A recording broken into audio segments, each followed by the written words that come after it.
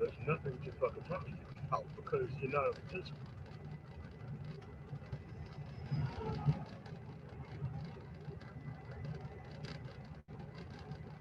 No,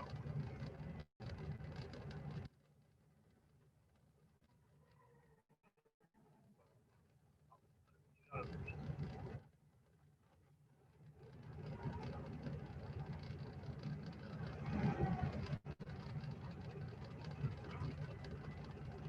No, that's how you treat.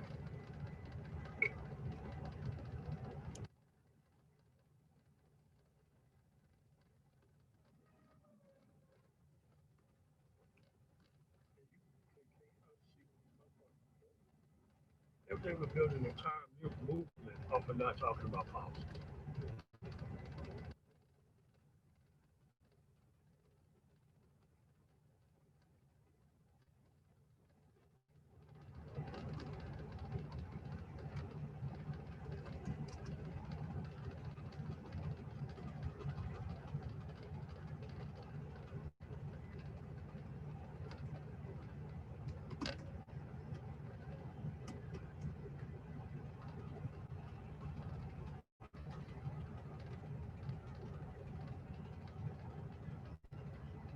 Yeah, if you win a debate by not debating, you're fucking.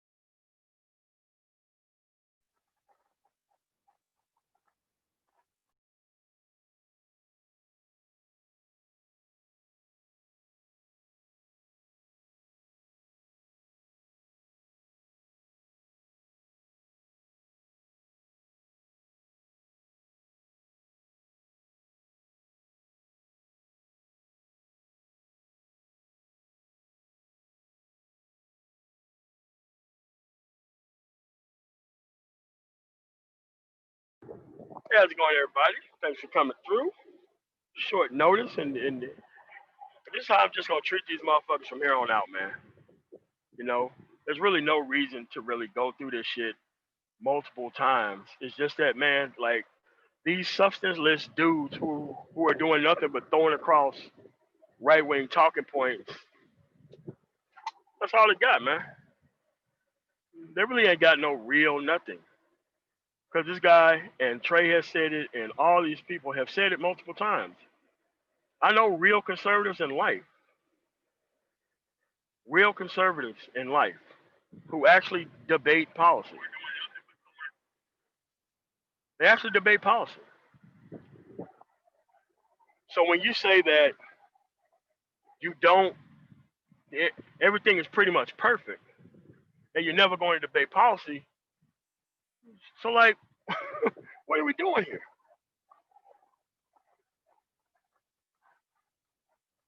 And here's the thing: some things we actually agree on, but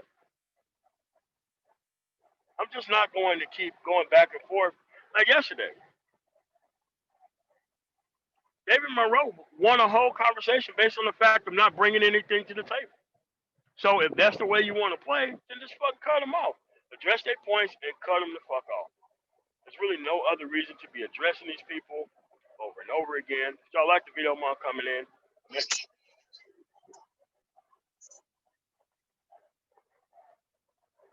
Hold on a second. Oh. All right, hopefully I don't have to paste that in the chat too many times. But that's just where we are, man. And you have to realize this. This is why this is a problem.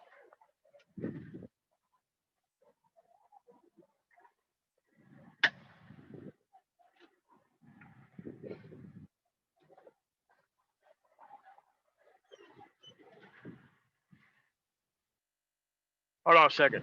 Apparently the police just showed up here. Hold on a second. Hold on a second.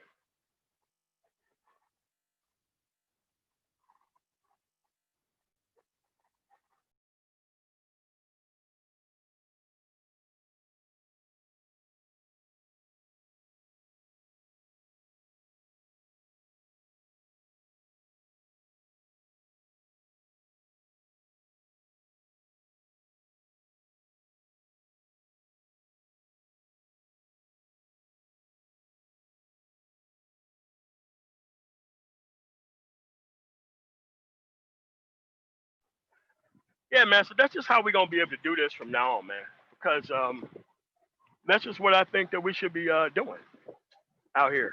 Because you have to realize, like when I go back home to Mississippi and I talk to actual conservatives, we have to sit down and hammer things out. Now, since we're black, we actually believe in most of the things that needs to change. Like there isn't this wild-eyed assertion of I am going to raise all this money for politics. I'm going to get in political office, and then I am not going to ask for anything once I am in office. That would be crazy. So you have to recognize that it's easy to build yourself as a conservative because you don't have to ask for anything. And the only thing they do is wait for you to ask for stuff, and then they just tell you that you're asking for a handout. So you can't really debate and do business with people who's not part of the conversation. They're not a part of the conversation. And their numbers aren't even that big. And once this guy's out of office, they're going to go back to relative obscurity. Or else going back to being whatever part of the political party that they were part of before.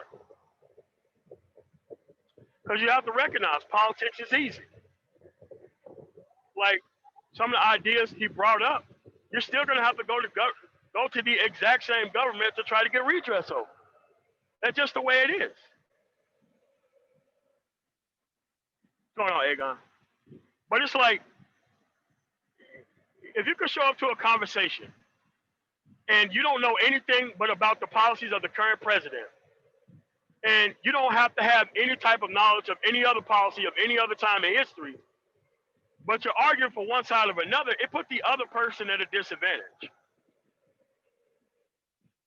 And that's just not something that I'm just gonna keep doing.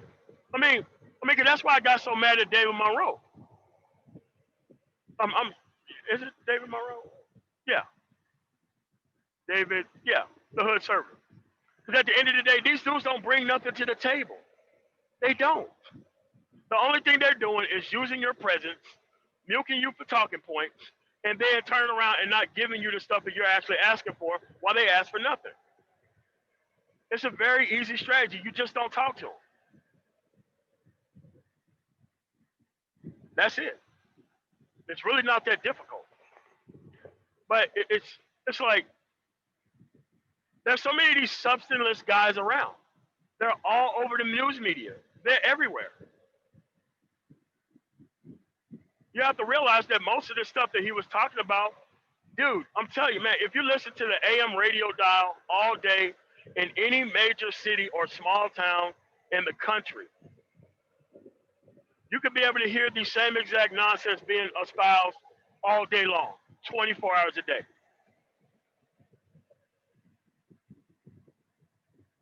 So what you have to realize is, I already know everything's going to come out of this guy's mouth.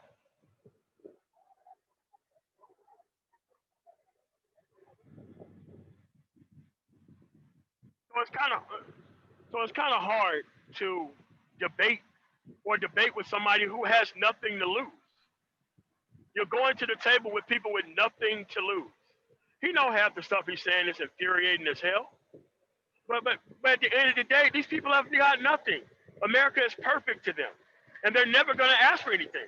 So how is progressives on the left and so-called non-policy discussing conservatives on the right is going to come together to do anything? The answer is it's never going to happen. I'm just saying this. Deal with only the conservatives who want to talk about policy and change policy. That's the easiest way to solve this issue. It's not even that hard. What's going on, Joseph? Oh, sorry. What's going on, Red Sons? Hello? Are you there? Oh, can you hear me? Yeah, I can now. Hold up. Oh, okay, got it. Yeah. So that's my new tactic. Not giving these dudes any oxygen because they don't bring anything to the table. They don't. No, you're right. They're reactionary. I really don't know what their purpose is. Can you hear me? Wait, can you hear me, man, tomorrow? And you will never be able to get anywhere with these type of guys. And my grandmother call these dudes do nothing Negroes. Can you hear me? CNN. They would normally live across tracks on the white side of town, coming over to our side to scold us about all stuff that we are not doing, while they sit over there right on the master and not ask for a damn thing because America's perfect. And if you complain about America, then you got a problem. But here's the thing, man. Liberals and conservatives, the white ones and the progressives, we work together all the time. But when you invite this non-policy person to the table, you just invite a saboteur to the table with everything to gain and nothing to lose. Wait, can you hear me, MOT? You just got to start cutting these people off, man. Because these people can play conservative all day. But actual conservatism is about the policies. And if you do not discuss the conservative policies of all time, rather than just right now, I don't know what to say to you. I just not think that I'm not going to be able to do that. There are plenty of things that need to be changed in this country. Why do you think politicians go to Congress in the first place? Why do you think they run for public office? Because they got something or policy that they want to push, that they want to pass.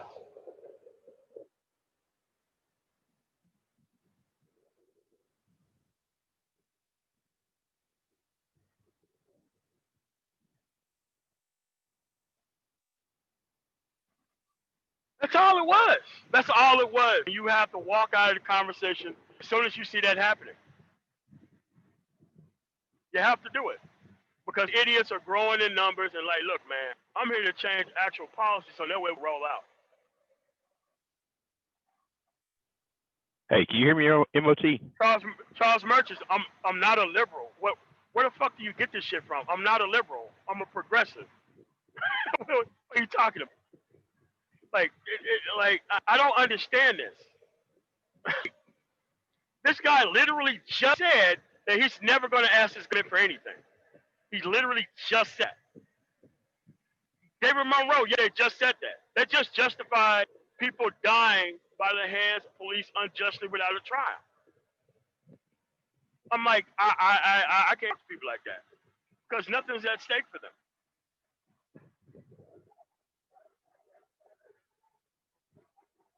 Are you there? Renaissance man. Yeah, can you hear me? I can't hear you. You can't? Okay. I can now. Oh, you can now. Can you still hear me? Hey man, it's supposed to be pretty simple to use, man. I don't know what's going on. I think there's a But lag. these are the things that we got going here. You know,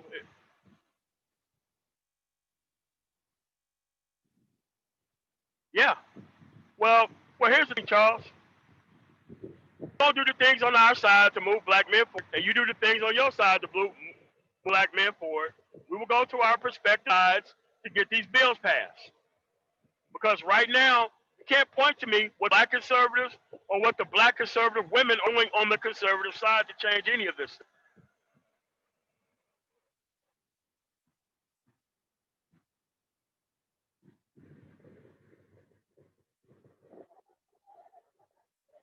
Renaissance man, you're muted again. Yeah. Can you hear me, MLT? Yeah, so that's all I'm saying. Because we want to move this thing forward, you have to play politics by its proper political terms. When I go to Florida, I'll go around these what do you call them? Cubans. All Cubans are on the same page. You got Cubans on the left, Cubans on the right. And guess what? They get policies pushed through because of the people that united about wanting type of change towards their people. That's why Cubans don't really get messed with all that much.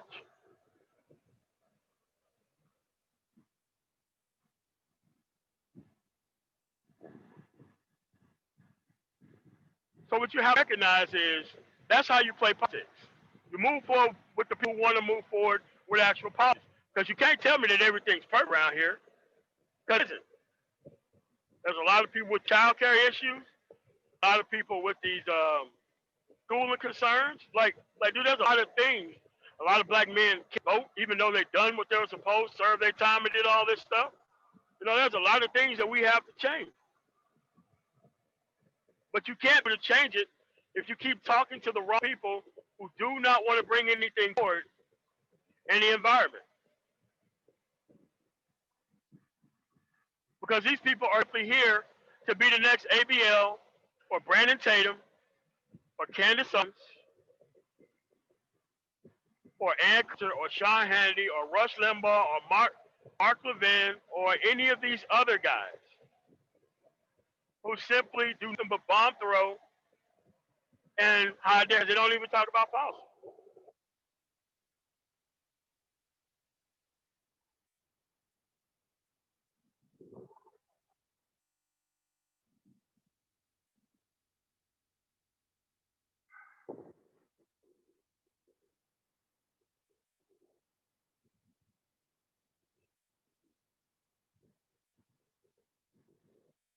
So that's how we're going to push going forward. So that way we can cut down on this idle talk and nonsense with people who don't bring anything to the table.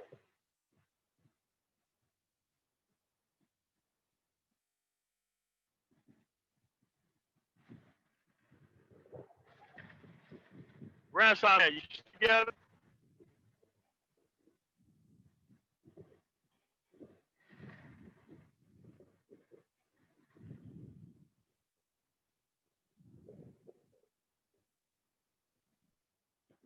And this is how we just move forward. You move forward by coming up with a policy that you want to change. We vote on among ourselves. We actually invest in politicians and get stuff done. That's what I do in Mississippi. That's what I do in Colorado. But if I'm trying to play onto somebody's strength, which is not knowing anything about how anything works, this don't work.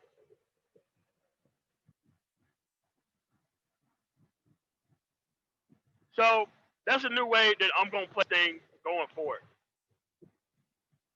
Because the actual talking points are easy to rebut because they're not really based on a through line of actual things that are actually happening. Like when Lil Big brought up that in the private property, he tell me anything about what he was talking about. He just brought up one statement of context, no type of background, no type of nothing. So that way I have to research all this stuff for him. Nah, man. Nah, man, like that. Hey, I'm not doing that again. Nah, man. MOT. Renaissance man, you there? Yeah, I'm here.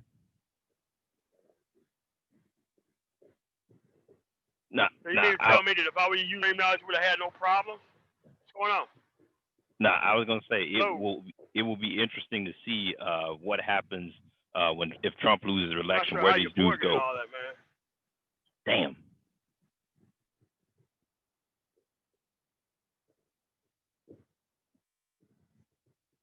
Hey, hit one in the chat if you can hear me clearly. Yeah, stay out, man.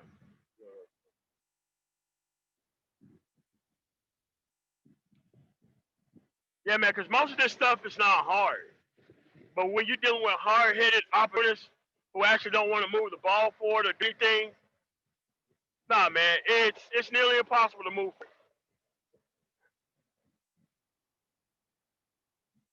What's going on, BK? So that's where we at. Hey, Gon and Iori, hop on up if y'all got time.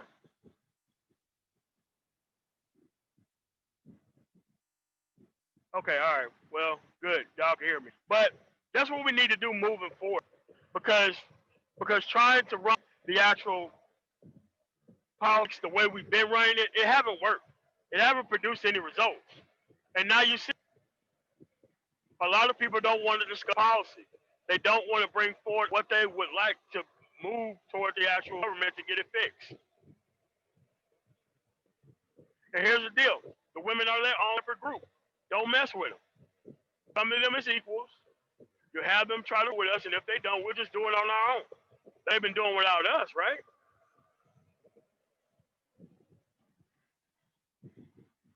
We're actually waiting for people who don't believe in any type of change to bring change to you, and that's where we've been at thus far. And it's really been messing us up. So that's just where I'm at with it, man. There's really no need and no reason to talk about these newfound conservatives. Unless you got a healthy respect for the actual background of what you're talking about or how we move forward, there's really no need to talk to these guys at all about anything. Let them talk amongst each other. Remember, they already said that they don't believe.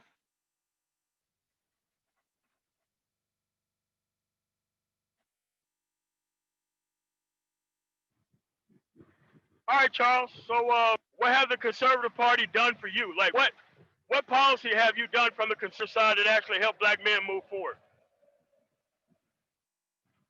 And you can't say the HBCU funding because Obama started that. He just passed it along once he got to his desk. And the reason why it was before was because Mitch McConnell didn't want it to pass at all. So you can't really take advantage of that.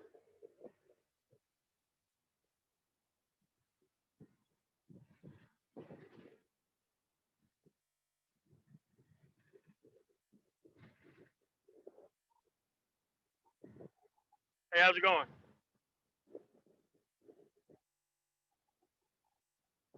Hello? Hello? Hold on a second. It could be this tablet. Hold on a second. Let me try to move along to this phone to see if that actually makes it work better. Hold on a second.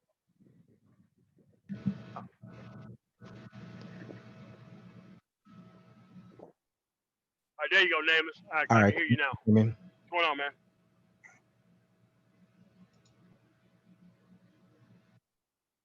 All right, hold on a second. Let me switch to my phone real quick. Phone. Backslash. Share. Uh, uh, uh.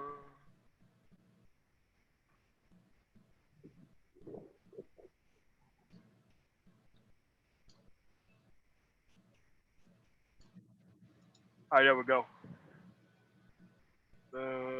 Link. Get there. Switch over to this. Hold on a second. I'm just switching to my phone rather than tablet. This tablet is kind of slow.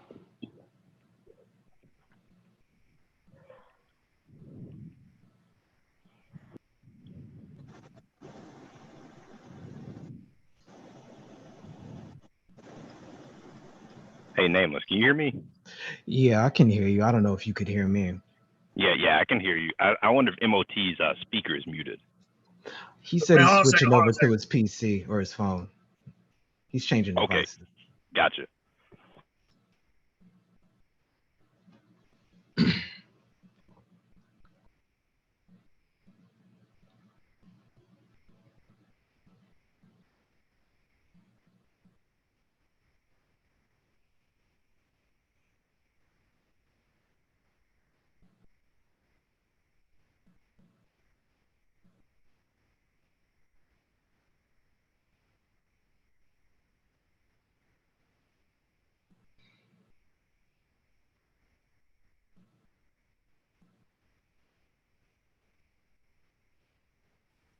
All right, we should be fine now. Hello.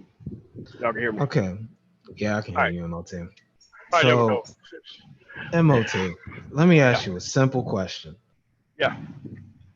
Are you or are you not bringing up this word agenda when you say policies?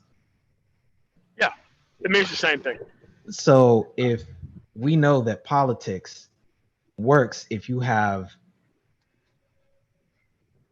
an agenda, why are we pretending like Black folks have actually had one post Reconstruction? No, we don't. Okay. That's why I say policy. Because the moment you say let me tell you why you don't use the word agenda. You use the word agenda, niggas gonna come out of the woodwork. I don't want niggas talking about nothing because they're stupid as fuck. They ain't got nothing. They put all these financial shits in the way. I don't want them even part of the conversation. That's why I use policy. I don't know why this is so difficult to understand, but what I'm hearing when people take this word policy, they conflate and say, okay, well, show me the policies that have helped Black folks. But this is literally a need ID to get ID situation right now with the way they present this argument. It's circular, it's chicken or the egg, it's not solving anything to sit here and pretend like other groups of people did not interface with the political system we have now, either from a conservative perspective or from a liberal perspective. There is always an agenda that gives them an operating system to make use of that data. Correct. The other thing is that logic doesn't even make sense from the perspective of, if you're trying to tell me what the Democrats have done, how are you saying the Republicans are better? You should know the Democratic and Republican Party, but Republican policy. You should know both sides if you're saying that Republicans are better. Yeah, but this is the problem. Yeah, but this is the problem. It's just like how I apparently lost a debate yesterday with a guy who brought nothing to the table. So my new tactic is, fuck those guys. It's not that many of them. I'm not even going to sit here and try to debate with them because they don't bring shit to the table.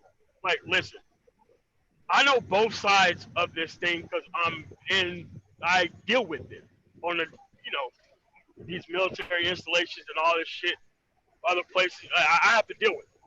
So I can't interface with people who don't have anything at chance or at risk, but they want to benefit from it. Like Lil Big Nate is doing nothing but Fox News, turn on the TV, and you just walk away from this shit. That's what this shit sounds like. That's what AM radio sounds like. And it sounds right and correct, but he doesn't want to bring anything to the table because in his idea, the government's perfect. But look, I go to the Arabs, they come together as a group, they ask for 2 or 3 things, and that's it. That's all. And they already got their agenda passed, to be quite honest with you. They just wanted to stop being fucked with by the Okay. actual, whites. And guess what? They got their shit. They got a strong, intact family structure. The women are taking care of their fucking kids, and they're fine. They hire their own fucking people. They're now opening up shops and all this kind of shit. They're getting into transportation and other kind of fields and shit. The same with the Latins. The reason why they got so many more Latins that are fucking working together, same thing. I'm getting tired. I'm getting tired of people saying, MOT, I don't mean to cut you off, but I keep seeing the same said over and over again. It is. People are acting like we don't have a right as citizens to engage in our government and expect our government to act accordingly. But it is our That's why you cut 'em off. responsibility to have an agenda. It keeps being said. I'm tired of it. Like, where are they getting this idea from? Because they gave up. That's why they want you to join the party of people who don't ask for shit. I was going to say, Solid it's going to it. be interesting. It'll be interesting to see what happens to these guys if Trump loses. Do they disappear, or do they No. move I'm the not letting these goalposts? motherfuckers. No, I'm not letting these motherfuckers disappear. I'm not letting none of these motherfuckers get up out of here. Because they're only conservative. Wow. They're only conservative because Trump's in the White House, and they're like, okay, Trump is not a Republican, so I don't have to know shit about conservative policy or ideas that came from Southern Baptist fucking South. I could just claim Trump policies as my policies. I don't have to know shit else about policy. I'm like, no. Just leave these motherfuckers out of the conversation. Like, when you have a conversation about moving forward, you have to cut it off or narrow it down to a certain level of people. I'm sorry if that's the leaders. No, I was gonna say you got your traditional conservatives coming out going against Trump. You got Kasich, who was speaking at the DNC convention. You know what? If you ask Little Big Nate about that, you know what he'll say? Those are liberals, and that's where you just that's when you turn the power off into the entire city. Yeah, but this is a classic case of the orthodox becoming unorthodox. And if you don't follow the history of, okay, it's kind of like when you pay attention to an industry and there's a particular pattern of practice or a meta, it doesn't make sense why people are making the decisions they are to become optimal if you don't know why certain changes were made in the first place. In other words, this word conservative is rooted in the word to conserve. And what people don't realize is the origin of the United States in and of itself is a liberal concept inspired by French thinking.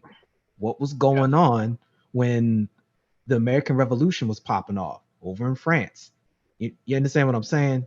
People aren't understanding that this word conserve is taking a snapshot of the origins of how the country really began. From the ground roots up, it's a liberal concept. And we were never included into the equation. And so us, by virtue of existing, are a liberal concept. We by virtue have to be liberal because we have to assert ourselves into something that didn't have a groove for us. And I don't know why this. There's no such thing as a black conservative, because the only thing you would be doing as a black conservative is conserving the white power structure, because you didn't have a black power structure. They destroyed your black power structure every time you tried to build one. And if not, they empowered the woman to fucking make sure you would never have one. So it's like, so what they're doing is coming to the table with half-sided talking points. Like, look, there are people who are actually conservative who talk about policy. This is not those people. Those people are nowhere near the forefront. Like I said, ABL, Candace Owens, Officer Tatum, Lil Big Nate. They never talk about any type of policy or anything that they're going to redress their party with to make better for them. Why? America's perfect. They don't have to ask for shit. So when every other group asks for something for their group, oh, you just want government handouts. I'm like, okay, you mean like the fucking stimulus that everybody took? I don't think any of these conservatives turned that money back in. I don't think they did. And see, down in the chat, I was asking Charles if they're conservatives, not pro-Trump, why is everyone supporting them? And he says the last stand against matriarchy. See, that's what it goes back to with all these dudes. It somehow goes back to the women. I said that last night. Why the fuck do you care about what black women are doing? They're their own separate group. They become not part of the black women group when they become part of your household. That's why I'm not worried about what the black women are doing.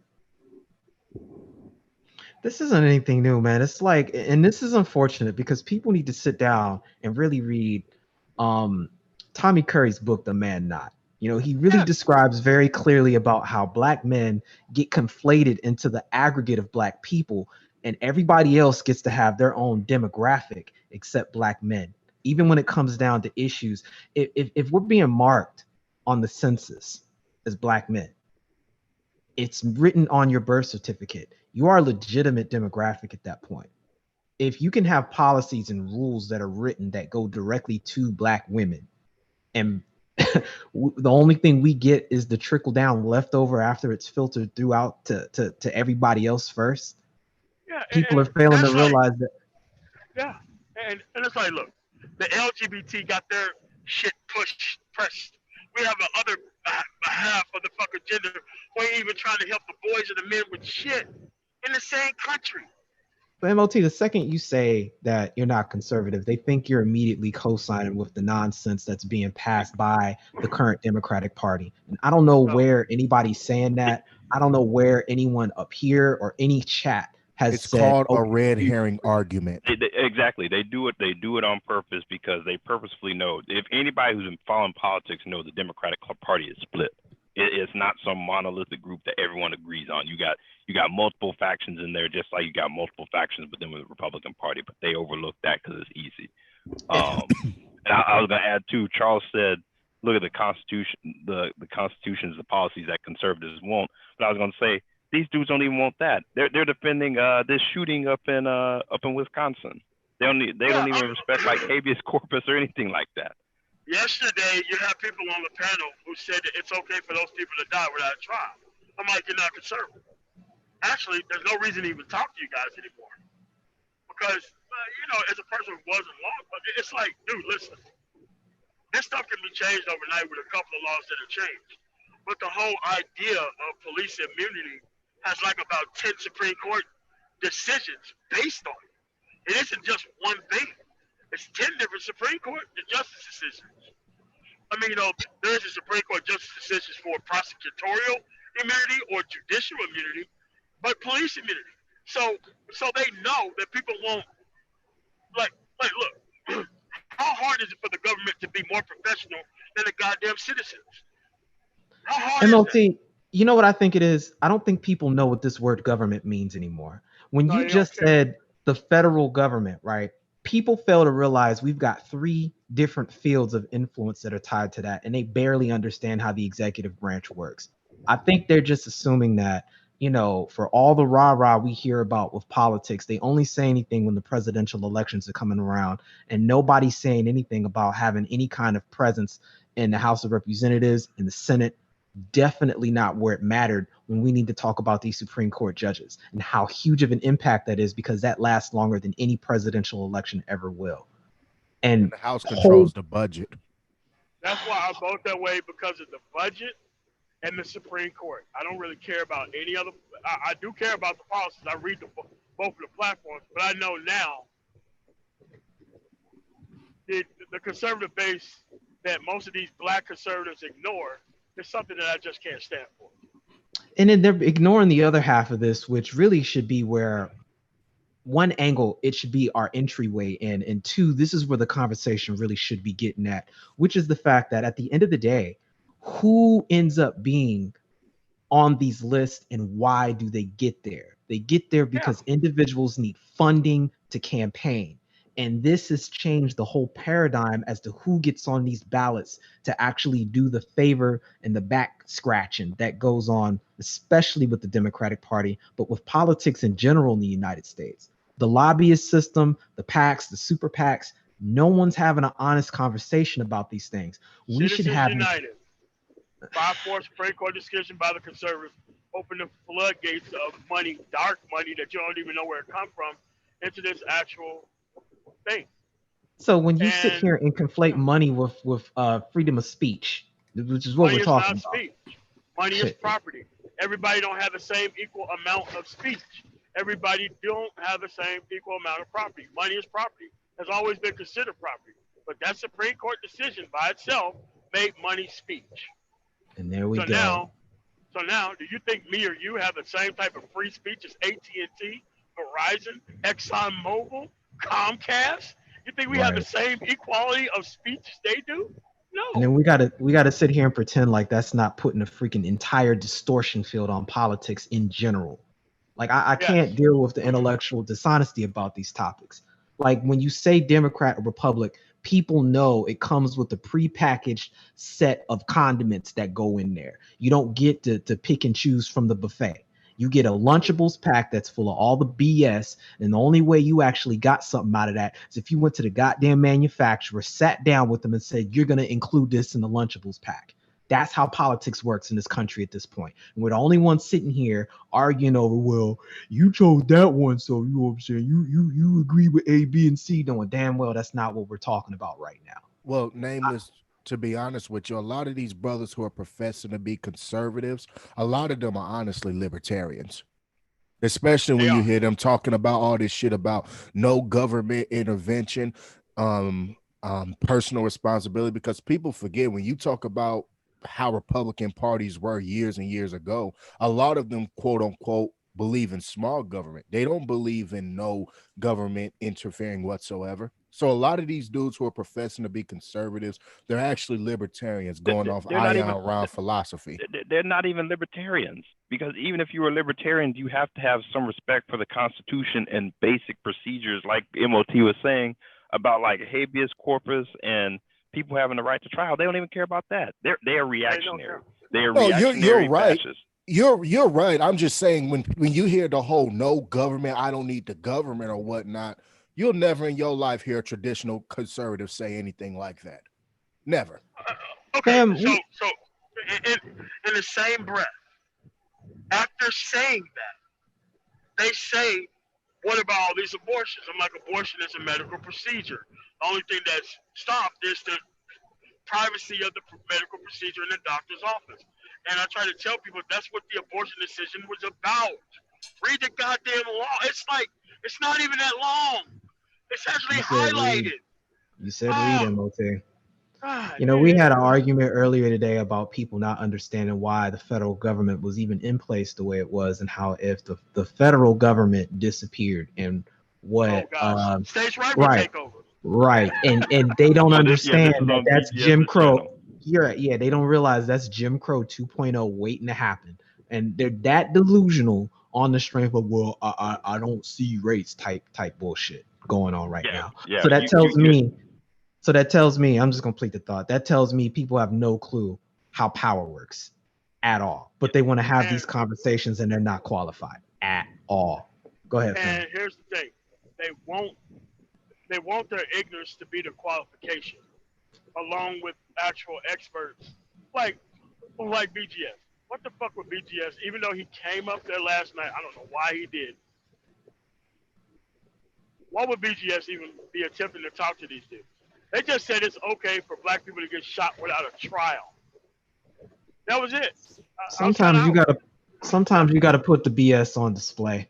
I mean, some of us just have more patience with that than others, but we're past that point. Like, I don't think we don't need to have tonight.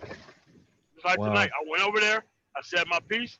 I rebutted these bullshit talking points. The rest of the shit was conservative fan fiction that you can't really refute because it's not even real in the first place, nor happening. Just refuted the points. Nobody wants open borders. Obama booted out more people than fucking Bush. So Reagan passed the last reform bill on immigration. Yeah, he's the last one to that put never comes up. in the country. Never comes up. Never comes up. But they'll blame the Democrats for the illegal immigration problem, but they wouldn't bring up that. They wouldn't bring up the situation with Reagan and what he enforced. That's the funny thing about it. Because those Kim folks who's over here from Reagan is coming over here to visit who? The Kim folks that Reagan fucking allowed to be here. So it wouldn't even be a problem, and they wouldn't have a stronghold here. If Reagan had enough motherfucker did that shit. It's like, oh my God. And so when you say follow the policy, people just want to pretend like, policy just manifests in thin air, like just by going to church and asking, somebody for it. Like Policy I is don't get thick. It's this. 500 and 600 pages, and nobody wants to read the synopsis or read somebody, a trusted person who actually knows what the policy is. I'm done. I don't want to listen to this confusing shit. I'm like, listen, man, you're gonna have to come together. Like, dude, they had the log cabin Republicans, and they had most of the liberals who wanted to do the same thing. And then you had the people who was part of neither group who actually voted for these things in those states before it became a Supreme Court issue. So it's like you can't blame or try to castigate the actual Democratic Party as the party of the LGBT because you have a 6-3 majority on the Supreme Court right now.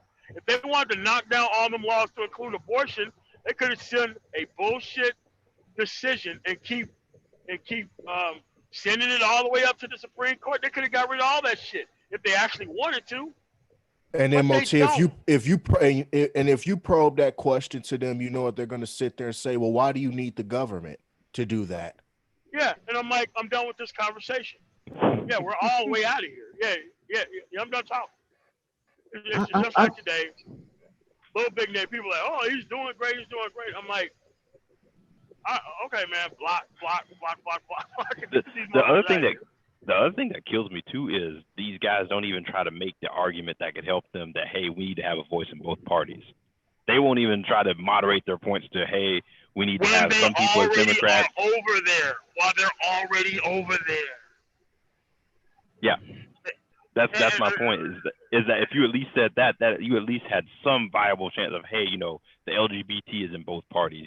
These people at least have some representation in both. No, they say we should do what we're doing with Democrats, except on Republicans. The Jews are in both parties. The Latinos are in both parties. The Arabs are in both parties. The Asians, don't forget the Asians. Yeah, the Asians are in both parties. They've got an agenda. But they have an agenda in their own code. And that's the problem right there. As MOT said last night, these dudes don't want to ask for anything. And that's why they run away from that. Because then someone's going to ask you, okay, what are you going to ask your Republican friends for? Here's what we're going to ask the Democrats for. Renaissance man, if you identify yourself low-key as a white man, you don't think you have to do anything. Like, people don't understand the fact that when you are considered the cultural default, what you do ends up being pretty damn optional. But when you fail to realize that you're on the very bottom of the bottom, you don't have the luxury of not having an agenda. And that's what I don't think has really clicked with black men. I think we really identify as an aggregate based on our behavior that we're some kind of default and we get to ride on the idea of being American. And it doesn't work that way. I mean, dude, whites don't even think that shit. They don't even think of themselves. I can't. I can't. If people are telling me we don't need an agenda as black folks and that we don't deserve to get something from the tax dollars we're paying for, and you're not willing to sit down and actually understand how this works, especially if you're screaming about small government, you have no idea who your freaking state governor is, let alone your local government and how all of the money that you claim that you're paying for taxes for is getting spent before you even see it. I don't want to hear about it. Because I don't. Nameless, these dudes don't understand that politics is always it's like this. You scratch my back, I scratch yours. Why do you think corporations pay zero taxes at the end of the year? Because they got these politicians in their back pocket. Oh, you mean they lobby for influence with an agenda? Yes, but see, that's what I'm saying. A lot of these black, they don't understand it. Why do you think the Koch brothers donate millions upon millions of dollars to Republican nominees? And some Democratic presidential nominees. Why do you think they donate money to the mayors in Wisconsin, the governor in Wisconsin, if that's where they're located? See, a lot of these dudes don't understand this game. They just don't understand the game.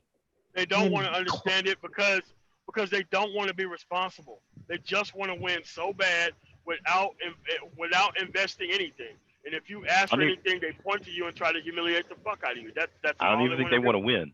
I think they just want to be a part of the team. I don't even think they're interested in winning.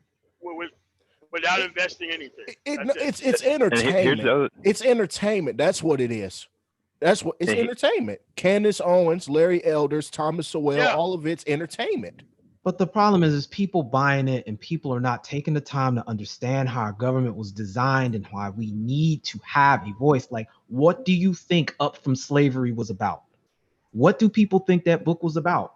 If they say that's conservative, they're failing to understand that that is a very liberal idea. Every concept of his life, the Tuskegee Institute in and of itself, is an illustration of liberal progressivism. It's liberal progressivism. Now, is that liberal progressivism with an agenda that we see today? Hell no. It's an agenda that was specifically designed by Black men for Black people. The other thing I was going to add too, addressing someone in the chat who said, in the white manosphere, there is an unspoken consensus about what is best for white men, white nationalist Trump. See, even with that, when you talk about guys identifying with them, that's not even in the best interest of most rank and file white dudes. Trump is giving more money to rich folks. The Southern strategy, convincing people that they're part of the top. Exactly. And then you got Black guys who are going to come in here and try to push that same, like jump on that same bandwagon. I'm like, dude, if it's not working for white men, why is it going to work for Black men in America? Because they don't read. Boom. Well, first of all, to kind of answer whatever y'all did, Hammer here.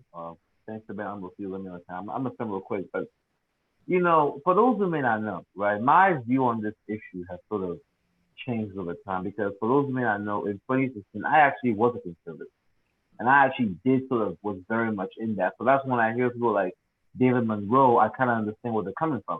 But see, what has happened is that over the 4 years of Donald Trump, I started to realize that Republicans, conservatives, right, they will they'll beat their chest and they'll say all these things about how they're pro this, pro that. But yet when they go to Congress, nothing happens. It's almost as if they're just putting on a show for the sort of white conservatives. And what I've come to realize is that in reality in America, both party systems are really controlled by an elite plutocracy for the most part. Yeah. Democrats are controlled by the that's what Citizens United did. Like listen, if you got rid of Buckley versus Vallejo, that started like the PACs. The Buckley versus Vallejo decision with the same group of fucking people who actually did Citizens United by the same margin, I believe, 5-4. It's like you have to get rid of both of those things because money is not speech. Money is fucking property. It is.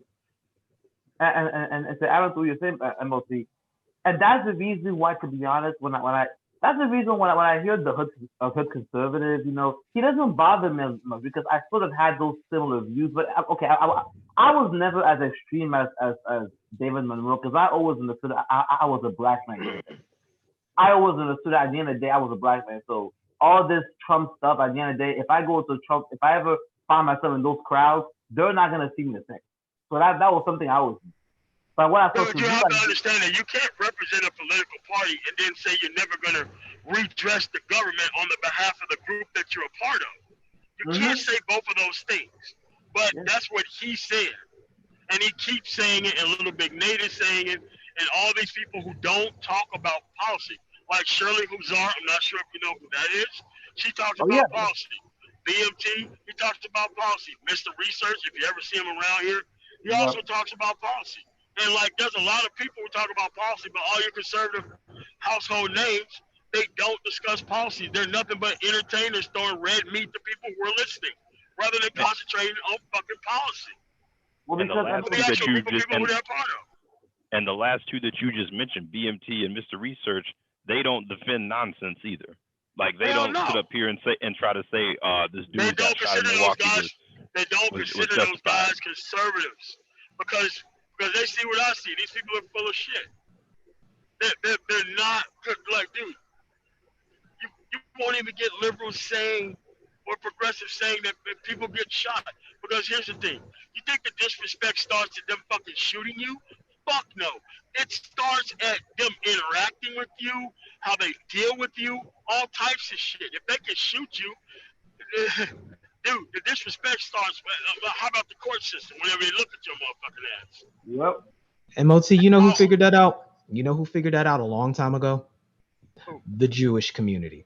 That's all I'm going to say on that. Yeah. And they dominate all spheres of activity with regards to that, with impunity by far.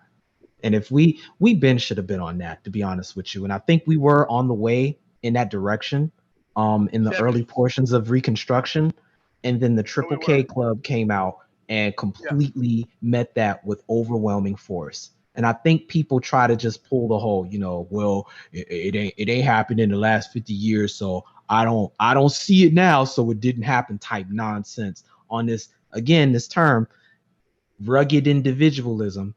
And And people are I forgetting mean, you you know, can't do. but they're trying to castigate like my situation, what I'm in, and some rugged individualism shit. Like, dude, do you know how much fucking conservative, white conservative pushback I still get when I go sign up for these fucking contracts? Like, dude, like, they assume that America's perfect. If you apply yourself, things are fine. And I'm like, dude, it doesn't work that way.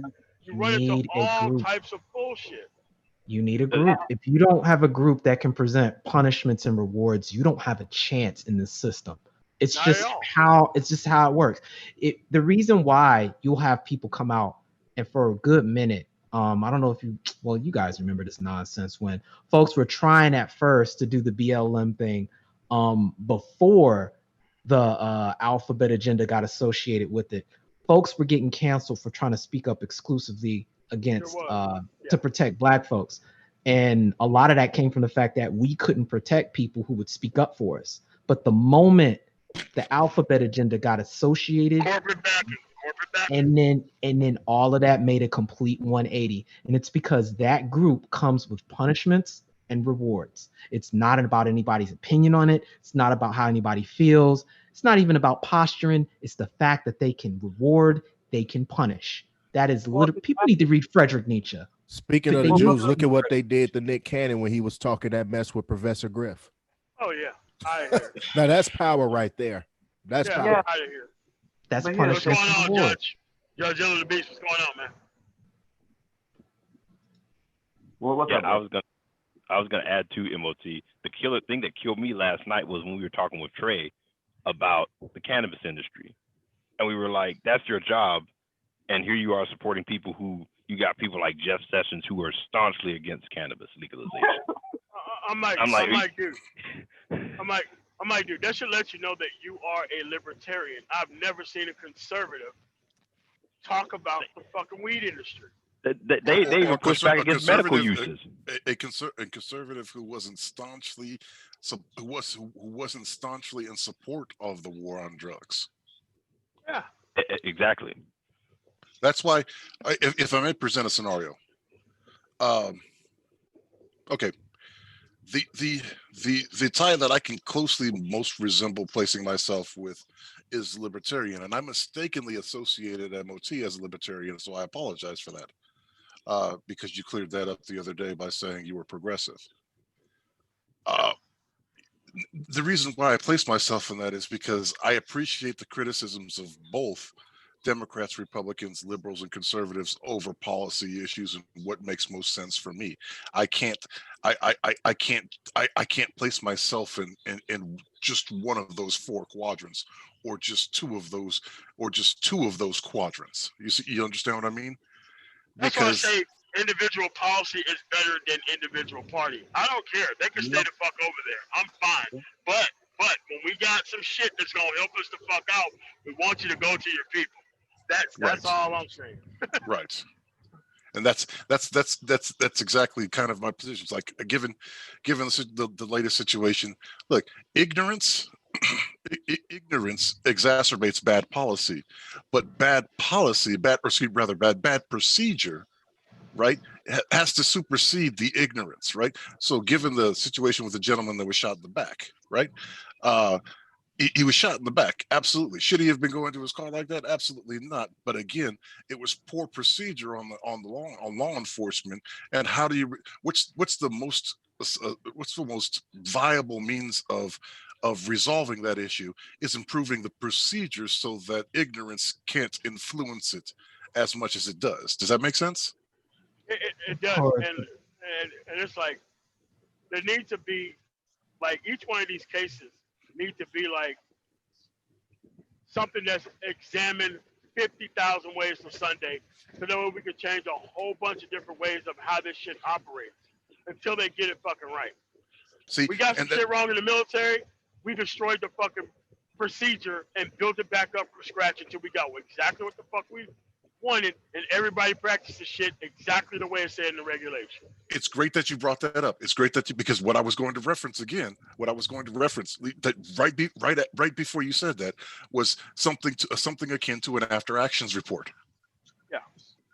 They Right. do that. The issue boils down to a lot of issues that are tied to the fact, again, that black men are not seen as being able to produce punishments or benefits. Period. We're That's not really what monolithic. this boils down to, because this isn't happening to Asian dudes, even though, you know, in a lot of these cities, there's a bigger numerical presence of them. It's not like they don't commit any more or less crimes than we do, or Oh any shit, less. like especially in Denver, man, they have a whole area of town now.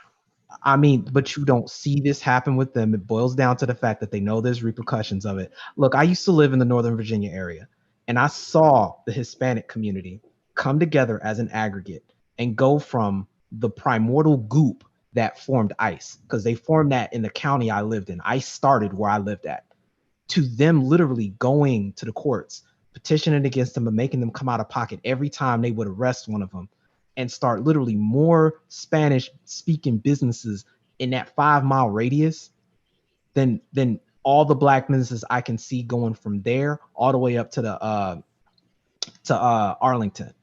It was absolutely insane. And they did this in less than 10 years. Oh yeah. It all They did the boiled same down to the thing in fact Denver. that and this is not even just happening there, it's happening all over the country. So it boiled down to the fact that they had an agenda, they focused on benefits and rewards as an aggregate. We would go to church with my grandparents, and we would see them across the street because they started a congregation in our church. And so they would show up at different times. And after church, we'd be sitting around just talking, doing whatever, going to fellowship. After church, they were literally exchanging information, contact information on who could do what repairs, who owned what business, who was an actual lawyer. They were exchanging resources. They were giving each other opportunities to get hired in case they needed somebody to come over. And they were able to literally multiply and network that way. And we hear these stories all the time, but you know, part of that is a cultural and family dynamic.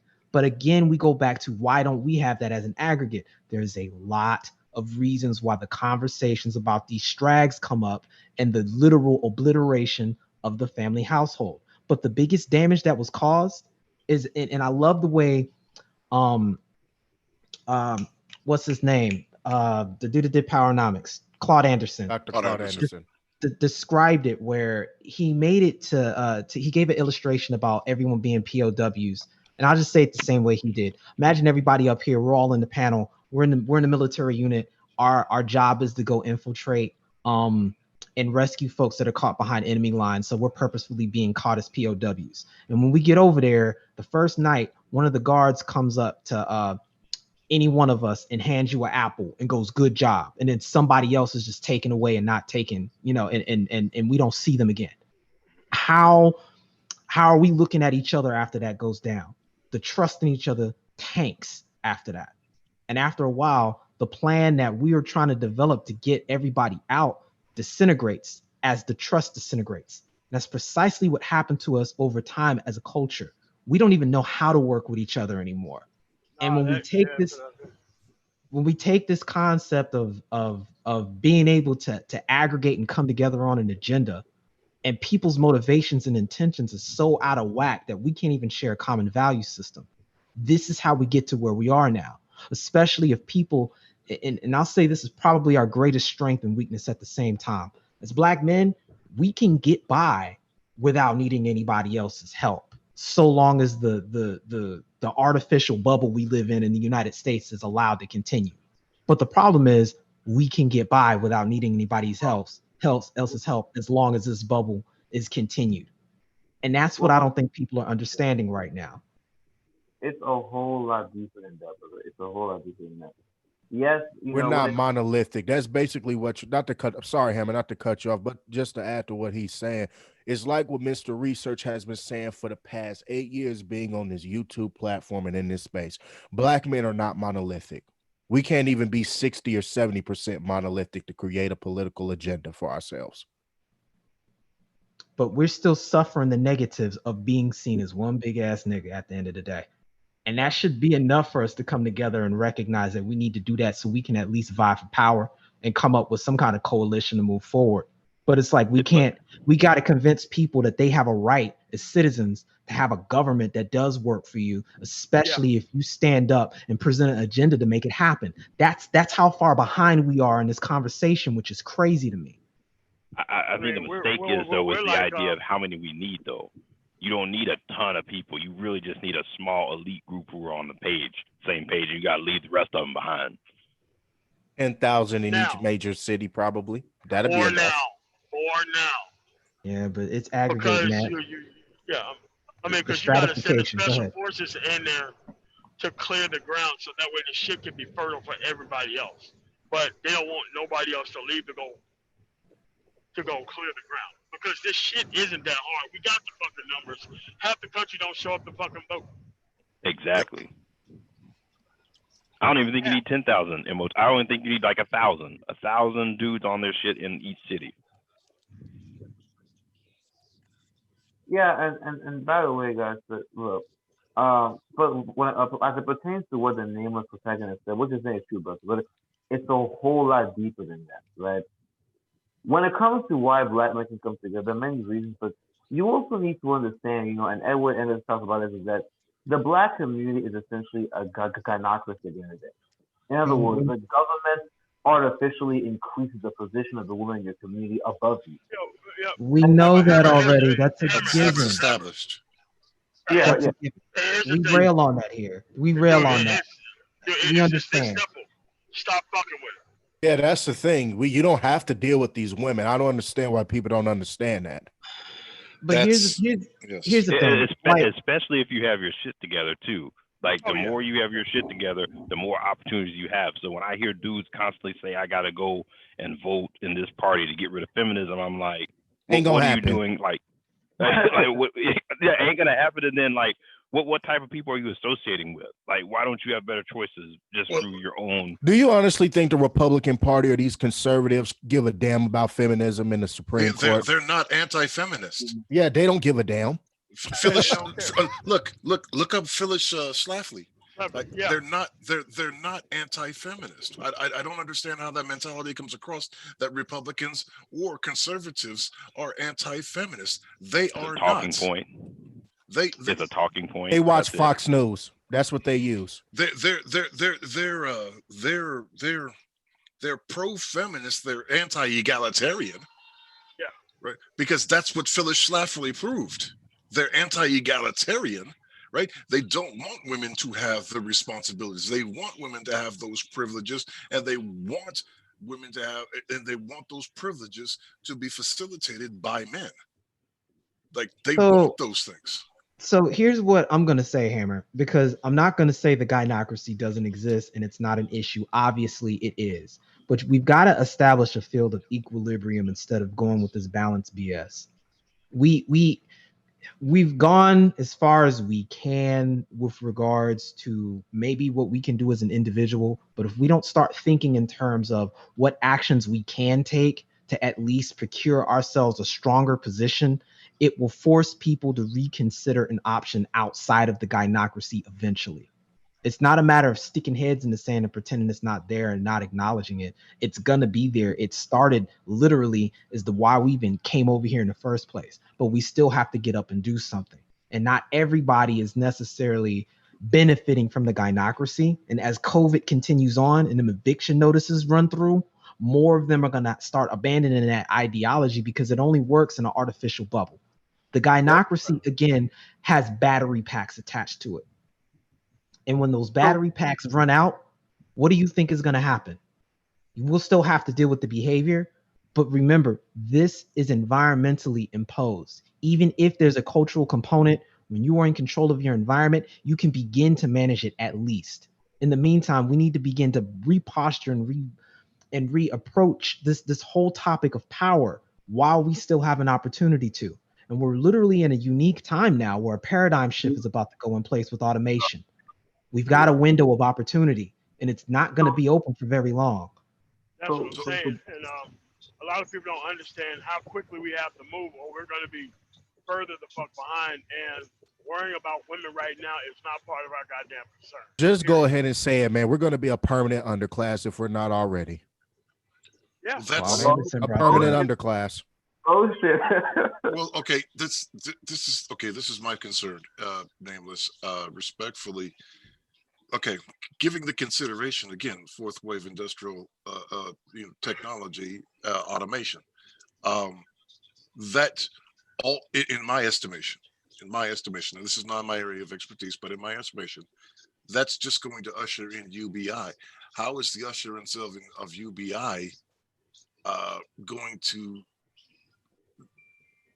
Do automation you and think UBI? UBI? Do you think UBI is gonna show up in isolation in the vacuum all by itself, or is it gonna come in conjunction with inflation? I believe that it Yep. will come. I believe that inflation. I believe that inflation will accompany it. But my point being, again, if the mechanism that supports feminism, i.e., a gynocracy within the Black community, within Black families, we'll just say that, is overarching, right? So not only that they're always going to be able to get their resources via the UBI versus the men. Right, but here's the Do difference. you understand where I'm going there? Because I see exactly where you're going, and here's why I mentioned inflation. That doesn't just include it as a specific aspect to the currency. What I'm talking about is at the end of the day, we're talking about earning potential. What Yes. they've done at that point is cap themselves to the bottom. Right. And when you begin to realize the difference in stratification that's coming along with this, Yes. you're going to see how UBI will get people by, but it's not going to be a lifestyle that they're used to, nor is it going to be a lifestyle they want. Thank you. That's what I try to get across to people, that they don't understand. My position with UBI is that it's not necessarily a bad thing, and that UBI doesn't mean that you're stuck at that. You still, if those people who are movers, who are shakers, MOT can have UBI, and he's still going to manage to raise his business up to become more profitable than the UBI basis. Yeah, but here's the thing about UBI that doesn't really scare me at all. I'm just gonna figure out how to get all the UBI money. Right. Yeah, grocery stores, little shops, everything. Apartment Amazon complexes. fucking stores, shit. I'm fucking renovating hotels. I can't wait till this shit happens. Yeah. But at the end of the day, dude, we have to create our own power as Black men. We can't be waiting on these other fucking groups. And if these people act too fucking community type based, you gotta kick them to the fucking curb, because they already got their community already. And we don't need compromised men around us trying to fucking bring these motherfuckers back into the camp that don't belong here in the first place.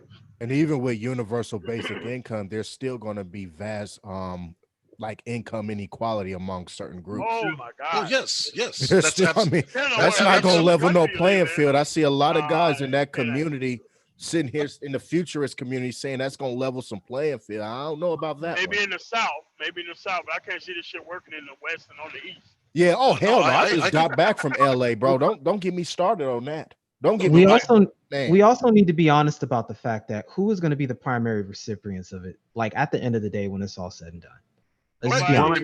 It's going to be white women. $1,200. Yeah. That's my point. So it's like I don't even we that's a non-issue for us right now. We really need to be looking at it as the Pareto principle, where 20% of folks are pushing all the work. That's how it's going to really boil down to. It's how it ends up ultimately anyway. So again, the issue is the skills like everybody else has done. Like I'm saying, man, like in the 20 years, man, the Latinos have taken over fucking them. Oh, yeah, definitely. They're already here. They're already here, man. And sort of adding to what you were saying about the UBI thing, my solution is this, right? What you're sort of seeing in America is that America is going to become more and more closer to Brazil in the coming years, where you're going to have an elite class and everybody else is just going to be on the permanent bottom class overall. Well, the middle class has been dying for like 15 years now, so that's not surprising. Yeah. Well, most people don't understand what it means to be middle class, period. But well, that's why we said there's stratification that's just going to aggregate further. I mean, UBI is going to begin in the form of unemployment, and it's already happening now. Unemployment is literally the primordial goop that UBI is going to form from.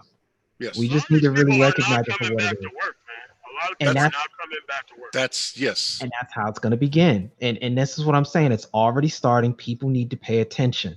And it's all about posturing right now. If you're not in the position or if you're not in movement right now to reposture and change this idea of using these prepackaged ideas of politics has been shoved down our throats this whole time, and you don't start talking about having an agenda, it's over for you. If you don't make a decision for your power, somebody will make a decision about it for you. And that's how it's always been. This is human nature. You can even bring this back down the walls of the universe. I don't know why this Don't is such a even need that difficult many thing to people that understand. have an agenda. The only thing you need is universal consensus once it's made. Well, there we go. There we go. That's the thing. And but you got to Nameless, the read. reason why it's so difficult is because we have two types of black men. We have the side of black men who wants an agenda, who wants to make some shake. Then you have the other side who's just here for entertainment. That's what it really comes down to. Forgive my ignorance, gentlemen. Um, so okay, so 10,000 people in each city. How? Okay, explain to me how that 10,000 group of 10,000 are able to equal the aggregate funds for lobbying of the corporations. Well, 10,000 people who put $10 or $15 up, so that way you can be $150,000 per group within that city. Because most things get sold out for $10,000 or $20,000. So if you have 10,000 people who could come up with $150,000, you pretty much are going to shut stuff down on a local level with just money. Okay. People need to remember this is why other groups of people had to get on some mafia type stuff. Yeah. Real talk. Because that's exactly what happened to us during the Reconstruction era. They literally showed up with guns and said, "You're not going to these voting booths." Period. As soon as So Reconstruction stopped, as soon as the National Guards stopped being down there to ensure black people can fucking vote, they walked in with Jim Crow. Like, yeah, now you motherfuckers really ain't gonna do shit now. and it wasn't just us that had to go through stuff like that. We had to look at Oh what the no. Italians did with the mafia and force Yeah. their hand into to occupy those spaces. Meaning, That's why they were able to take over the casino industry in Vegas.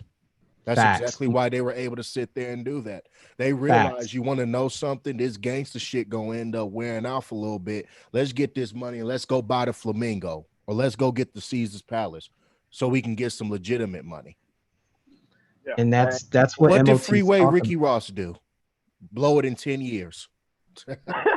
Well, he was a plant. You already know the agenda with that in the CIA. Yeah, I know. The point is, Oliver North, the Iran Contra affair. I know. So the point that MOT is bringing up is $15 that's actually focused in one location can become 150,000, and they know this is literally how war is waged, and that's how we need to start thinking, because there are ways that violence can be acted against you without. Well, let me rephrase that. There can be hostile actions that can be taken against you that aren't necessarily violent. That's what I mean. Right. All the time. This is why I say it needs to be something like $10 to $15 every fucking 2 years is nothing. But it could get you fucking everything. Family, I gotta go and head out. I just wanted to chop this up with you guys because this is entirely too important of a topic to just let go under the bridge. There's too much potential in this sphere. I know we can do better. I know we can put something together. We just can't. That's what I'm be doing right going now, off man. this fiction, man. It's just getting serious about this shit. It's splitting away from the people who want to do this, talking about whole shit. Just get away from those people. Have them have their own fucking space, and let's just talk about serious fucking shit that we can get done here. So that way you can separate the serious people from the not so serious people, and that's fine that they're here. But I don't want to use this shit for entertainment purposes. I want to use this shit for people getting their shit together purposes and moving the fuck forward purpose. So thanks for coming through, man, and I hope you have a channel. Big shit come up every time that I'm on, dude. I think you're a very smart, capable guy. I think we're missing out by not having your perspective being in this space, man. Yep. I'll be putting some stuff up. We'll I see in the know, near but it ain't future. enough. Hey, but family, y'all have a good night, man. Peace. All right, Yeah, cool, man. that's good. All Yeah, right. I appreciate it. All right, Because then, my man. he feels All that right. a bunch of things. This is a weak point for me. I'm not that well versed in politics that way, and political procedure. So You can start with small towns, man. Like, dude, if those people can get that kind of money together and get like a farm or get like a business that's properly ran, dude, it doesn't take a lot. And all those MOT. people who put that kind of yes. No, there is I stumbled across this today. It is a website. It's called. No, I take that back. The website is called Because of Them We Can, and it just put a story up of 19 black families that purchased over 90 acres of land in Georgia to create a city. So you got people who are already doing that. They basically did it with response to the Arbery case, and seeing all that and kind of feeling like, we have to go create our own space, own town, own police, all of that, just because of everything that's going on. If you can get like 15 people to put up $5,000 a piece, think about it, the equivalent of a county. That's very easy, super easy. Yeah, they did it.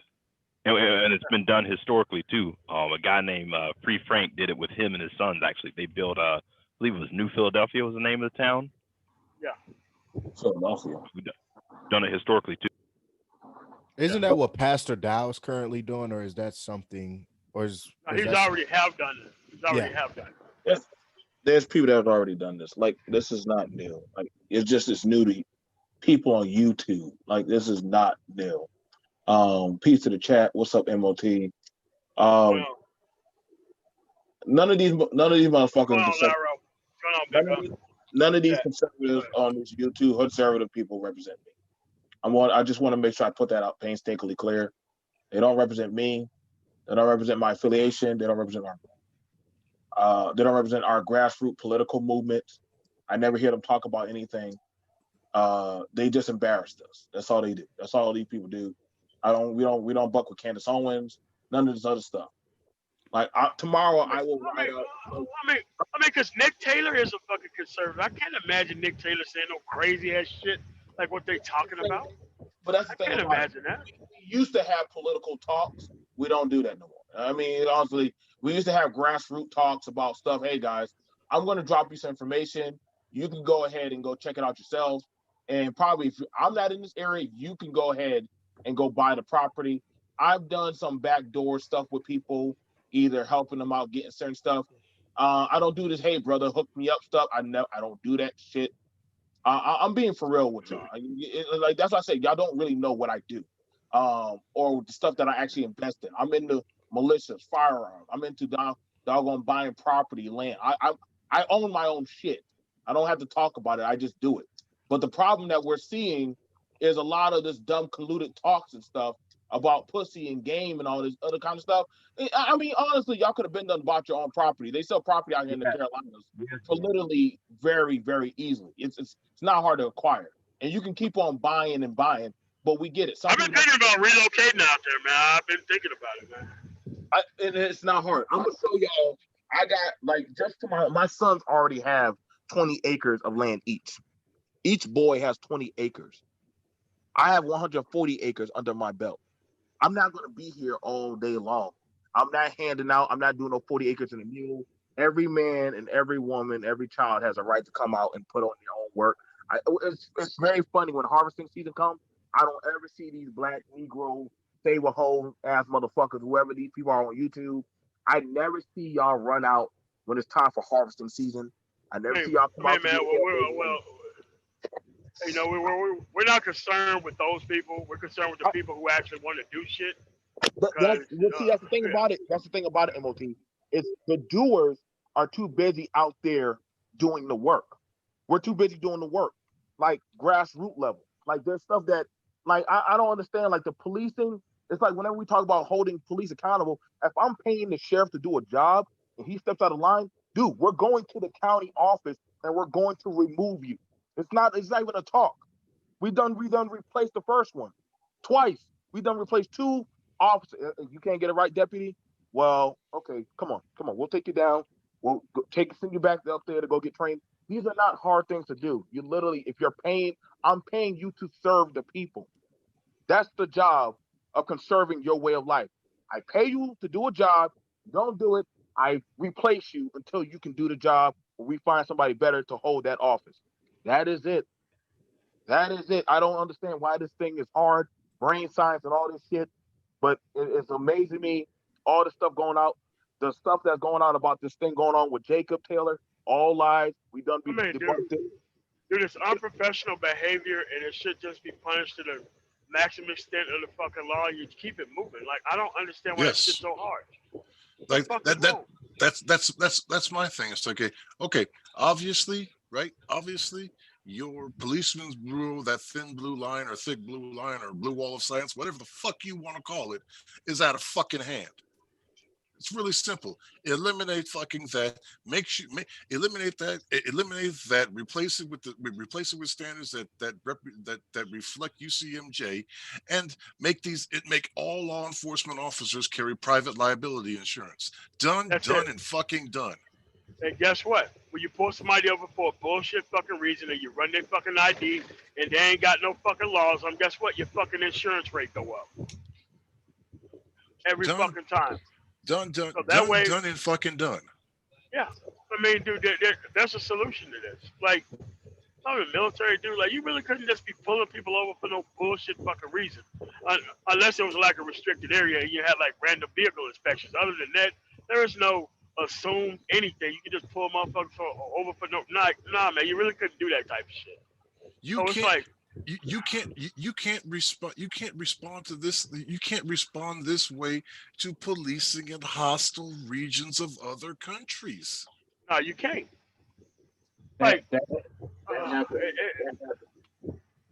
This is something that should be so simple and easy that everybody should be agreeing on this, and there should be no fucking pushback, none whatsoever. But everybody wants to hold on to this. Well, what about ism? I'm like, look, dude, listen. After the fucking case is over, you can go through somebody's criminal fucking record, because most of that shit is not even brought up in a fucking courtroom when it deals with this fucking issue, but it's used to justify the death of somebody. And I'm like, dude, we gotta stop doing that shit, man. Right. You're prejudicing the fucking case. You're fucking shit up. The investigation's not even done. You got the news media putting this shit up. It's like, no, fuck no. Like, dude, listen. It's crazy you just said. It's crazy you just said that, because I remember I did jury duty, and it was actually because of some type of domestic dispute, if I can remember. And the prosecutor, he made a comment about, well, this guy has a history of doing this and doing that. And I don't know what they call this in law. My comprehension is low. But the jury found the guy guilty, and the judge came back and he said something along the lines, well, since you basically scandalized his name and that had nothing whatsoever to do with the case, he threw it out. Prejudice the fucking case. He threw it out. A prosecutor can't fucking do that. And I was sitting here saying, like, damn, it's illegal. It's illegal. Like, that is why MOT. I said when they said, oh, he raped a child. I said, hold up, how do y'all get this information from? Well, you can look it up. No. Where did you get your information? How are y'all getting this out? You do know whatever trial he's supposed to get, you are literally setting a bias. So he will most likely walk. Now, when you start talking with law and people don't understand the Constitution, this is where the stupidity comes in. And I hate these YouTube lawyers. I hate y'all with a passion, because nobody's actually, listen, man, how are y'all getting access to the dispatch recording? You're not no damn judge.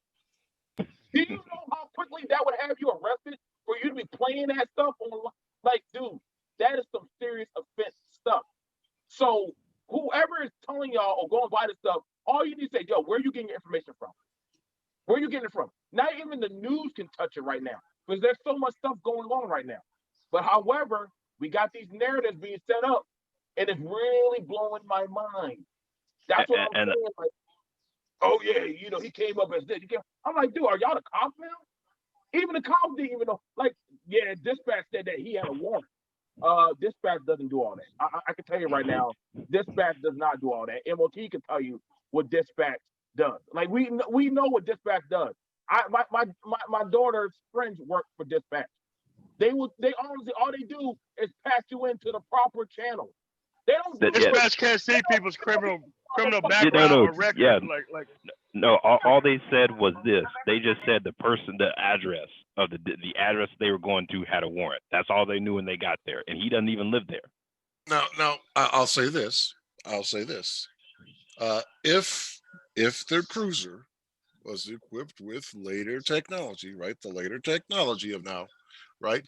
They have plate readers, and the plate readers will pull up the owner, and will pull up the right. That's all within that cruiser.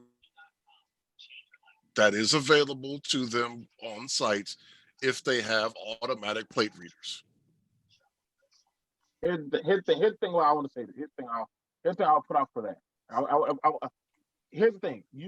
When it comes to doing these sort of things, man, cops don't get to play judge, jury, execution. This is not Judge Dredd. Absolutely. This is not Judge Dredd. I know a lot of people say, well, they had the right to put him down. Listen, man, without a reasonable shadow of a doubt, I'm gonna tell you right now, if I have ever said that dumb shit at an ECP checkpoint, I would be in Fort Leavenworth right now. Nobody gets to say, well, you know what? I just thought he had a. Once you say I thought, and MOT will tell you, that means you didn't know. That means you guessed. You don't get to guess with somebody's life. Exactly. It's one thing. It's one thing if somebody pulls up a cell phone and you think it's a gun. That's one thing, because you have to respond, right? That's one fucking thing. But just because somebody goes and you think they might have, that's not a qualifier. That does not qualify. Here's my thing. When the dude was walking up to the car, if you were scared he was going to go grab something, just grab him, throw him to the ground, and cuff him if you want. Why'd you have to bust 4 in his back? 7. 7 in his back. Well, that's I mean, you know what I mean. Yeah, it was 7. That's what we're saying. That's what we're saying is what was displayed was extremely poor procedure. Extremely poor procedure, right? The ignorance, the ignorant response. But again, it's not up. This is the fucking thing. This is the fucking thing. And I've heard MOT say this fucking before, right? You cannot fault a citizen for behaving ignorantly. Again, this is where I said before, procedure. You better the better the procedure, the higher, right? The procedure is supposed to be developed so that you mitigate the amount of ignorance and the danger to the subject and to yourself as law enforcement. That's what the procedures are set up for. You're supposed to be smart enough to be able to, if you're out there and you're patrolling and you're doing these things, you're supposed to be trained and smart enough to employ these things. Like last night, their logic was, well, if he would have just complied, he wouldn't have got killed. Like, come on, dude. Well, are we really going here now? There's an element to that. There's an element to eliminating due process, which are two things that I cannot agree. Like, he didn't do anything to help his best interest. I'll definitely acknowledge that. But again, that's not to negate that the higher priority of extremely poor procedure. Extremely poor procedure. So they've got a report out. They've got reports out now. His dad went to see him in the hospital. He's actually handcuffed to the bed right now. So here's while you're paralyzed. Here's the thing about it, and I'm gonna show you the inconsistency. Literally, you had a 17-year-old at curfew walking around with the AR rifle. At curfew, with a armed militia pointed at civilians. And they thank them for being out there too. The militia. Don't worry, I'm gonna drop all of that, Renaissance. And so, when do the police start policing that? You can somehow see. I didn't hear nobody saying comply with that, but there's say comply. See, this is why I say the convinced Olympics are definitely here. We're at the circus. Well, Because isn't that BMT? Isn't that at best menacing, at worst aggravated? that you've gone beyond aggravated assault, because now you're flagging people, because there's also video. The people were saying, hey, they are flagging us with a deadly weapon. They were even laughing and telling the police that, oh, we're just pointing lasers at them. The lasers are on their guns. If MOT sees me pointing, if y'all see me pointing a gun at somebody, what are you supposed to do as a cop then? You're supposed to stop it. You don't hand the people pointing guns water and let them go about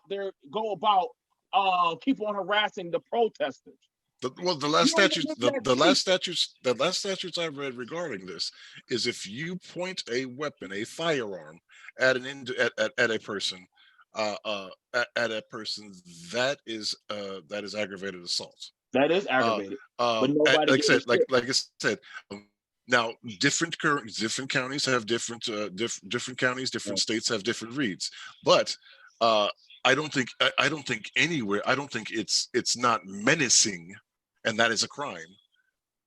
Anywhere, I think menacing may be a misdemeanor, yet it's still a crime. I live out here in Kansas City, Missouri, man, and we have one of the most screwed up police departments. Talked to this white guy who was a police officer about this yesterday, and I told him what would he have done in these situations. He said, for one, the people that was sitting there pointing the guns at the protester, that's arms right there for them to get popped. If he said, if I would have seen something like that, he would have probably got popped. And he said the guy who walked up to the car, who was rushing over to the car, he said, and they are trained that they are supposed to apprehend somebody and throw them to the ground if there's no weapon displayed. He said that does not give you means to sit here and shoot somebody 7 times in the back. And this was a white officer admitting this. And I just find it funny that you have black men on this space sitting here saying to another black man, well, you should have complied, but you're not hearing them saying a damn thing, like BMT just said, about these militia groups there who are pointing assault rifles at protesters. But hold on, and then you had to be conservative. Make sure you say want to be Republican, black, conservative. See, this is what happened when you done sucked off MAGA so far gone that now that y'all done walked yourself into a fire. So now you got it where in Georgia, now in Wisconsin, and then also in Minnesota, you see it keeps on happening where they keep on doing it and nobody's holding these people accountable. And you see, listen, man, you're not a conservative. If you're saying, hey, they're doing okay, but now all of a sudden, see, it's okay until it happens to you. Then you want, hey guys, why did nobody speak up for me? Because we had a chance to call it out. Y'all motherfuckers are too busy to worry about that orange man I don't, and y'all know me. I'm a conservative, but I call bullshit out. If it's wrong, it's wrong. It's wrong. But you're a traditional conservative, correct, BMT?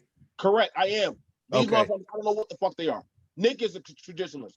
I'm a traditionalist. But this shit right here is on some demonic shit that's going to get a lot of people killed. It's going to get a lot of people. This is what I say. This is what I say here. And this is how far you take it.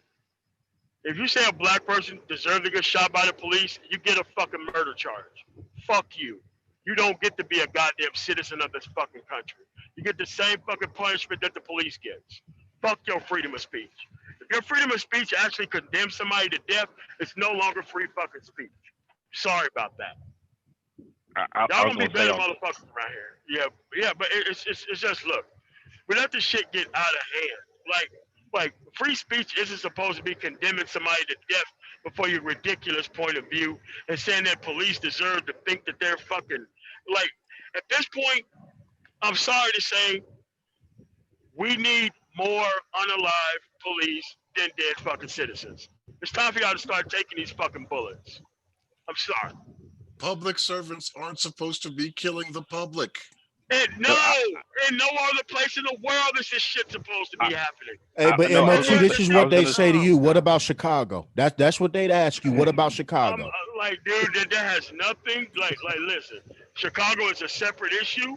And here's the thing. I know it's a red herring argument. I know, and that's when you exit the conversation because you're no longer talking to somebody who's serious. Just like I did tonight, with Little Big Nate, and I came in there very nice, and he wasn't expecting that shit. Like I know what they expect. They expect they say infuriating shit, and they want you to come in guns a blazing. So my next thing is this. Okay, thanks for your time. I rebut your fucking talking points, and I'm gone. I'm not gonna sit here and play this fucking game with you. But if you're in front of my face and you said this shit, I would fucking destroy you. At the end of the fucking day, these people are not serious. They're only saying infuriating shit to be as part of a conversation. They don't have a burden of anything.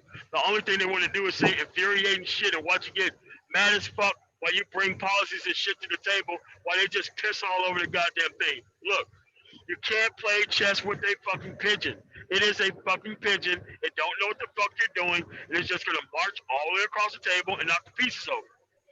Don't talk to pigeons. It's very simple.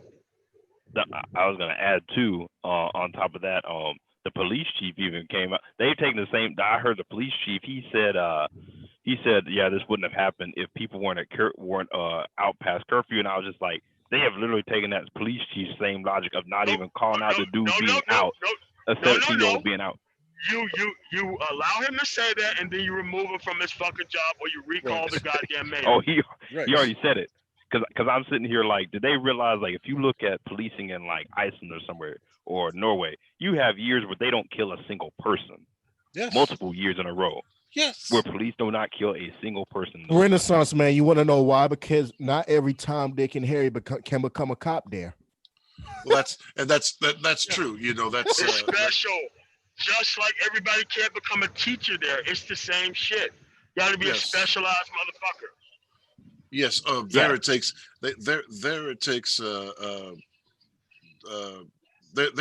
longer to become a cop than it takes to get your CompTIA certifications. Yeah, you know? Higher standard on professions in general.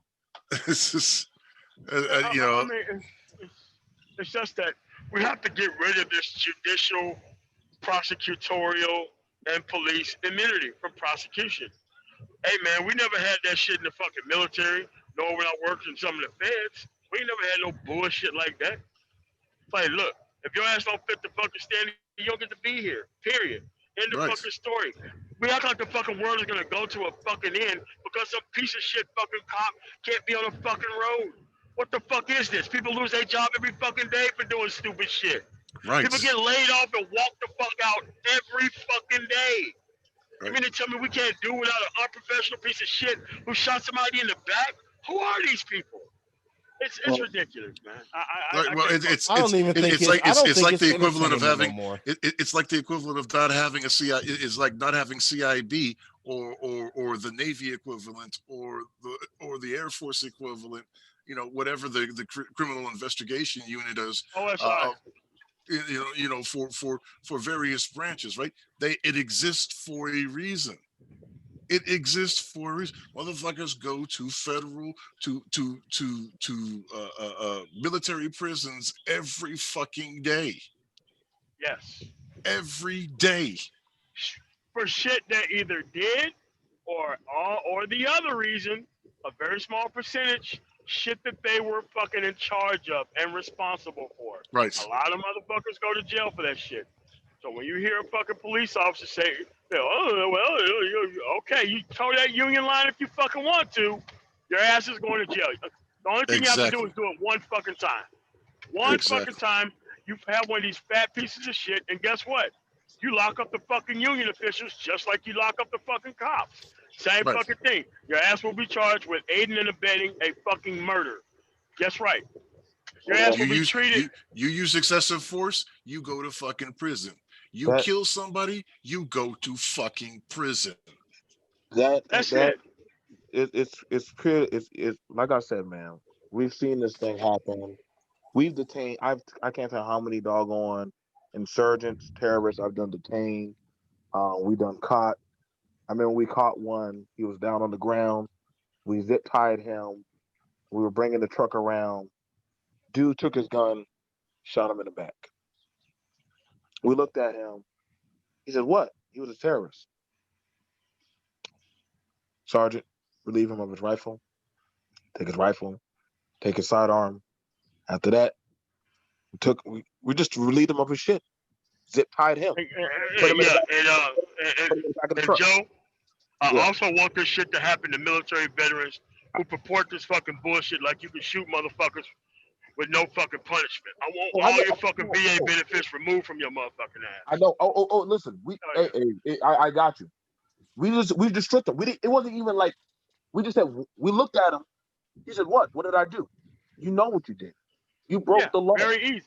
Very You fucking so easy. it wasn't even like we had a guess about it. We called. They were already people at the gate waiting for him. Jag was there. The head commander was there. They all was there. He was sitting there trying to figure out like, what did I do wrong? You broke the law. No.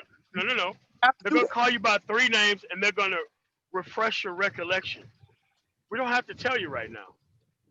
No, we don't have to tell you. Just Fuck know outta that here. you don't. You just Like, go. like, no, man. The thing is, man, the type of law and order that they want to fucking enforce is on the actual citizens, motherfucker. We don't need professional citizens. We need professional motherfuckers who actually are trained to be professional with those motherfuckers. Like, I don't get this shit. Yes. No, they have internalized the conservative code word law and order, not like law and order where we think about procedures and stuff, but when Richard Nixon and them say law and order, they just These are don't white realize it applies to supremacist them. talking points. I'm not even calling it conservative talking points no more, to be honest with you, man. No, These are nothing but that's essentially what it un-American, means. un-American fascists. That's what the fuck they are. They want the government to go around whacking motherfuckers, but the same government to like not pay taxes. Like, I want these people locked up for tax fraud. The moment that they don't know what the fuck they're talking about when it comes to taxes, the moment they start sucking corporate dick, I want them locked the fuck up. Fuck Yep. these people. They don't even belong here. It's like these people know nothing about the country that they fucking live in, but they don't want to participate in changing anything about the same country that they live in.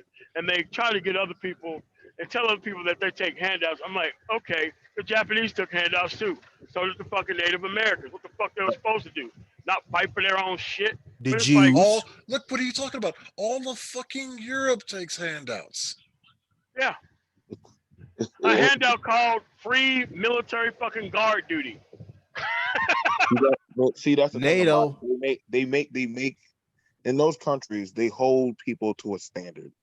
It's a system that if you step out of line, we check your ass. And see, I wish there was that system where we step like I love watching the Afghanis when one of them fuck up, they just take a stick and just beat you until after a while you start, oh shit, I think I get what I'm doing wrong. You see, if we had that system, my God, I would just be the demonstrator of just beating people until they got it right. Like it's just that simple. But honestly, we're allowing people, and see, that's why I said I don't mind calling out conservatives. I don't mind calling out Republicans. Hell, they don't even fuck with me like that anymore. BNP, are you really a conservative? Yes, motherfucker, because what you're saying goes against the Constitution. It goes against the standards. You're not upholding what we're supposed to uphold. And if they're not doing that, they are a danger to all of humanity and us as ourselves. I'm being so Let me clarify my last statement. I said all of Europe takes handouts. And I believe that's a good example, but not the best example. All of the fucking corporations who took the fucking PPP fucking money. Took handouts.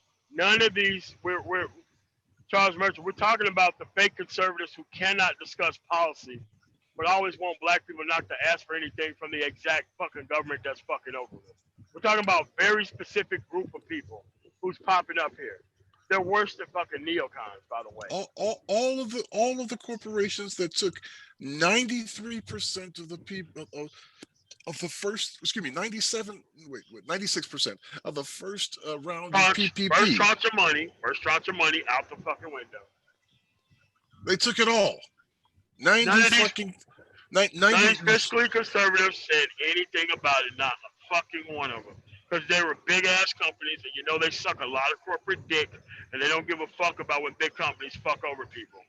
All these fucking look at the appropriations bill. Look at the other one that was just passed. Look at every motherfucking corporation that had their hand out for their fucking earmarks. Like, get the fuck out of here. Like, get the fuck out of here. That's what I'm saying, and that's what I was saying earlier before. on Bernard We're Bradley's just asking earlier. for better treatment under certain circumstances. We're not even asking for that type of shit. And it's like, you got people who like, oh, deserve to get shot. Like, this motherfucker need a jail sentence. Like, Yeah. God damn it, man. Like, there's due process. Look, he made bail. Look, he made bail. He's gonna face the time or he's not gonna face the time. But you can't hold him convicted for a crime that he hasn't been convicted for yet. But here's the thing, they act like our criminal justice system has a problem locking up black motherfuckers when they're in the wrong. Are you out of your mind? They know that shit. Yeah, Let it play out. They act like the criminal justice system has a problem with getting convictions. It's a crazy. They gotta shoot a motherfucker now. They gotta do it. Like, I don't understand it. There's no state out there. There's no fucking city out there. There's no municipality out there that has less than an 85% conviction rate. That means they win 17. That means they win 17 out of fucking 20 times. You know what I hate when when people say, "Hey, I want fair treatment of the law," and it somehow says, "Well, why are you being a victim?" No, I'm paying my taxes, and I'm being. The problem is you're a victim because you're always asking the government to do something for you, even though everybody else asks for it. And they're totally fine, and you never hear them say shit about that. But the moment you ask for some shit, that's when these motherfuckers come out and tell you, like, no, shut your mouth. You don't get anything. I'm like, hey, man, you got to start calling these motherfuckers out. They're not conservative. They're not even American citizens. Because American citizens are supposed to be able to redress their fucking government. Right. They're supposed I just don't understand. I don't understand that logic. Like, I'm telling y'all that, listen, man, it's real. It's definitely real with this hustle shit going on about, especially on my side of the field, where you know that they're wrong and yet you're too afraid to piss off some white. Wait. Charles Merchant, you do get the run from the cops. Yeah, you do. Yeah. They don't get to shoot you in the back either when you do run from the cops. No, yeah. Look, I'm gonna even tell you this. You get to run from the cops. You get to run away from the cops with a knife in your hand and a gun, and not get shot in the back. Exactly. You get to do that because if you're running away from them, if you're running away from them, you do not pose an imminent life threat. That's the problem right there, Judge, where we have these issues at. It's like, listen, I get it. I get some people don't know the law, but see, this is the thing that we talked about in concealed weapon class. If the robber is running out of your house, can you shoot them in the back? No. Because they're no longer a threat to you. Now, if they tell that to the civilian, don't you think the cop would have the same doggone law put on him? Hey, the guy's running from you. Why are you shooting him in the back? Well, I fear for my life. How did you fear for your life? He's running from you. He's fearing you. Okay, well, Black Male First Media, I've never been beat by the cops. I just want the police to act to the level of professionalism. I don't give a fuck about dead ones at this point. All the shit that's happening across the fucking country, none of these so-called good cops are actually stepping up and saying how to protect citizens. Fuck them all. Fuck all of them. Fuck all of them. Fuck the unions. Fuck all that shit. I don't want to hear nothing about trying to kiss these cops' ass. I ain't even trying to hear that shit. Not at this point. It's just one of those things, right? I'm trying to tell y'all, man. Listen, I teach firearm safety all the time, and I tell people, listen, man. Once that guy starts running from you, you don't get to play judge, jury, executioner because he stole your lawnmower. There's nothing you can say as a civilian to say that you was afraid. So why do you think the cop can say something differently that the minute he started running, even if he had a knife, a brick, or whatever, or he said, fuck you, you can just turn around and say, well, I fear for my life. Do you know how many people will be getting shot in the back? Like, you got to understand, like, if you can't hold the person that is charged with the job, with the standard, imagine what that means for you. Like, wait, hold on a second. Yo, like, Okay, black male first media. I'm speaking for equal protection under the law. I don't give a fuck whether this dude's a pookie or not. It When they doesn't shot matter. this motherfucker in the back, they didn't check whether he was a pookie or not. I don't care about that shit. They have to And be they're held to some defending the sort of white pookie in standard. this situation. Yeah. They're How ironic. defending the white pookie. How So the ironic. kid who was out with a gun, 17 years old, underage, out with a gun, out past curfew from a single Actually parent home. pointing it at people. Yeah, let Yeah, that have been a black I guy. have the footage. I have the footage. I can show that. Like, listen, man. I'm trying to tell y'all. But somebody asked me, "Have I ever been in a situation?" Listen, I teach the goddamn situation. I teach the situation. So, and I also have people from the Navy out there. I have MPs out there. We have cops come out there because they got to go through sidearm safety courses. Yes, a cop has to keep on going through the courses.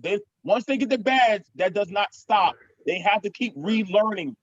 So when I Pookie tell or no them, pookie, I want people to be treated by the Constitution. It doesn't have an out for pookies in the Constitution. It does not. It doesn't. why When are you people shoot saying somebody that? unconstitutional, well, hold on.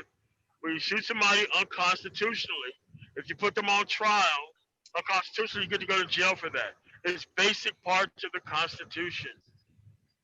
I don't give a fuck. You know what? If you don't want to follow the law of the fucking land, don't be a cop. It's a specialized job. Not everybody has to do that.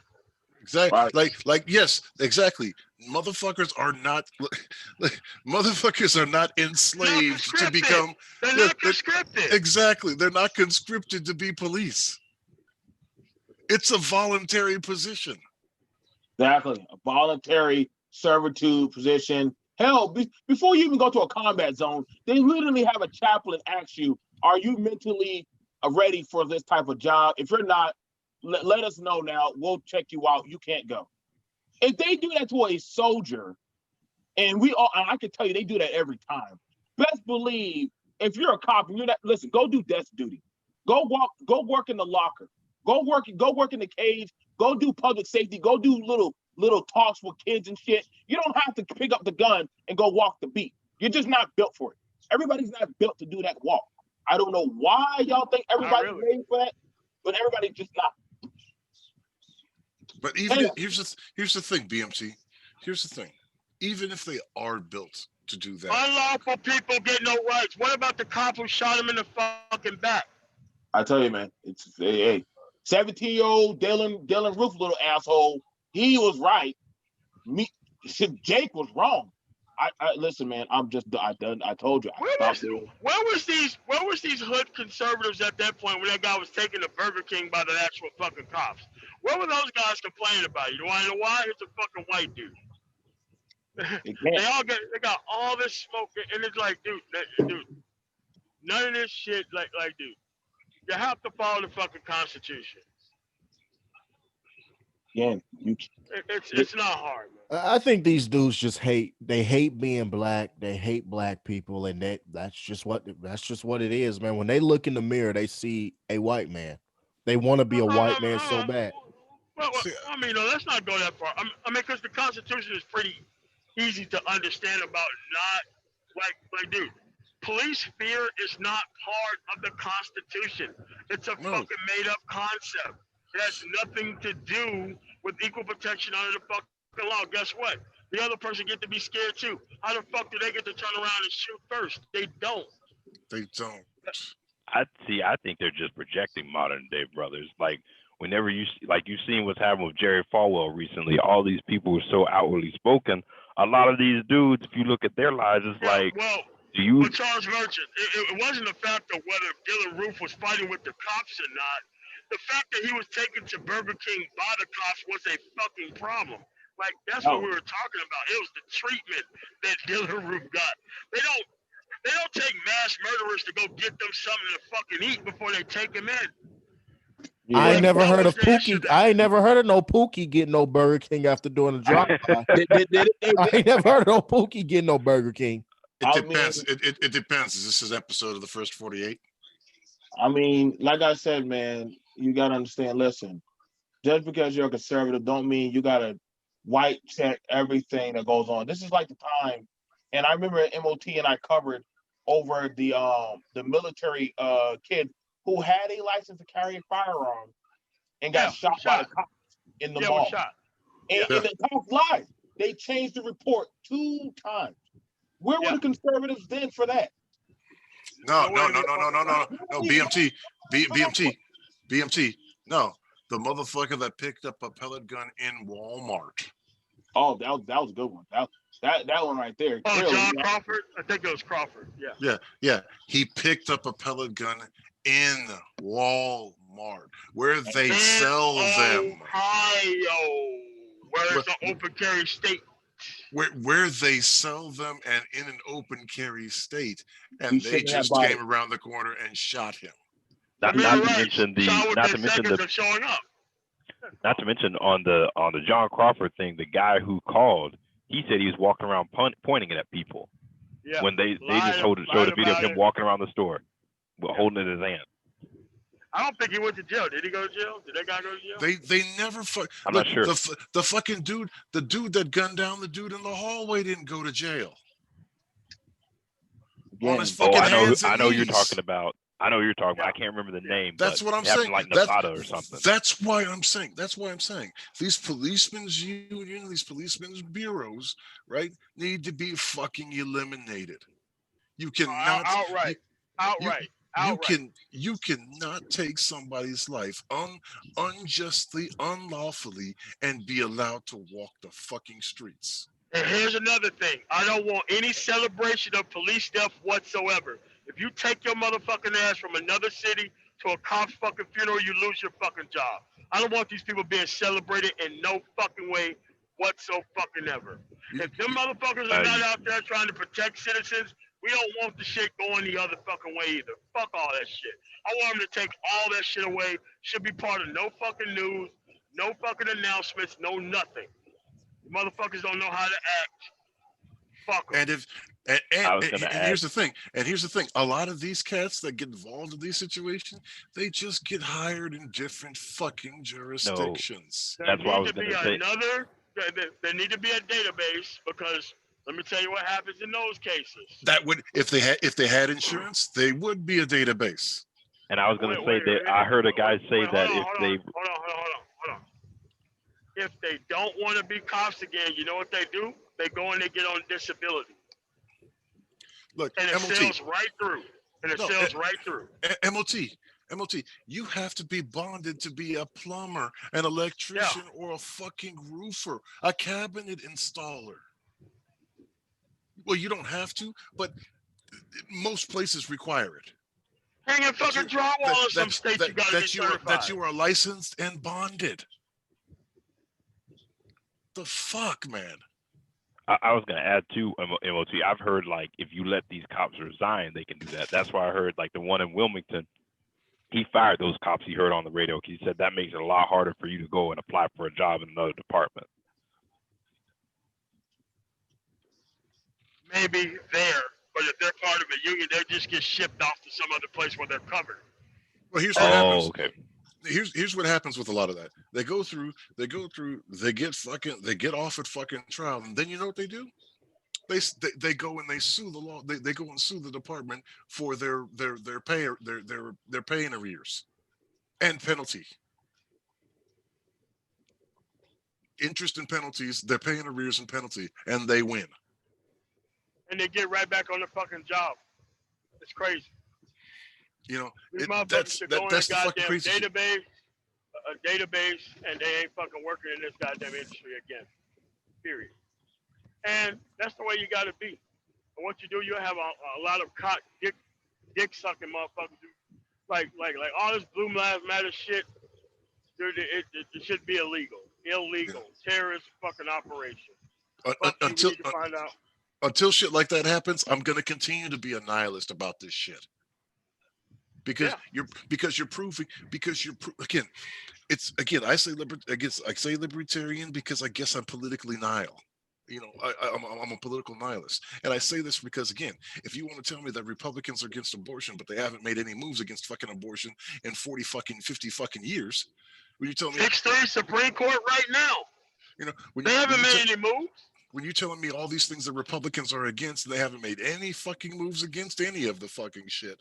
They're the same thing. Again, when you tell me that, when you tell me that police and politicians are supposed to be public servants and they're supposed to be held accountable to by their constituencies, and they're not, I'm gonna say you're full of shit, and that's a fucking fairy tale.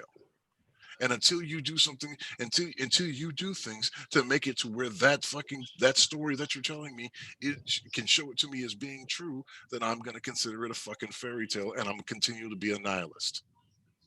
Yeah, man. Like, man, I'm not with this shit. I think that these fucking supporters should be charged, like the fucking police should be charged. Until you get rid of this bullshit out of the fucking culture itself. Here's the thing. I don't want to hear shit about this dude criminal background until the fucking case is over. I don't want this shit being prejudiced. I want this shit to be working properly. I don't give a fuck. And here's the thing. You go out there acting a motherfucking fool, I want you locked up for that shit too. Problem is, man, like this shit ain't nobody's exhibition. We know people are going out there fucking shit up that don't fucking live out there. I want you to do your time. I want you to pay your fines. I don't want to go to your fucking funeral. I agree. This is why I always try to tell people, listen, man. I never understood why as black men we're so quick to slander another black man before he gets a fair trial. When we already know throughout countless times throughout history, we've been railroaded by so much shit. But we just do this on a nature like, God damn, dude, it's like we're starting to become our worst enemy.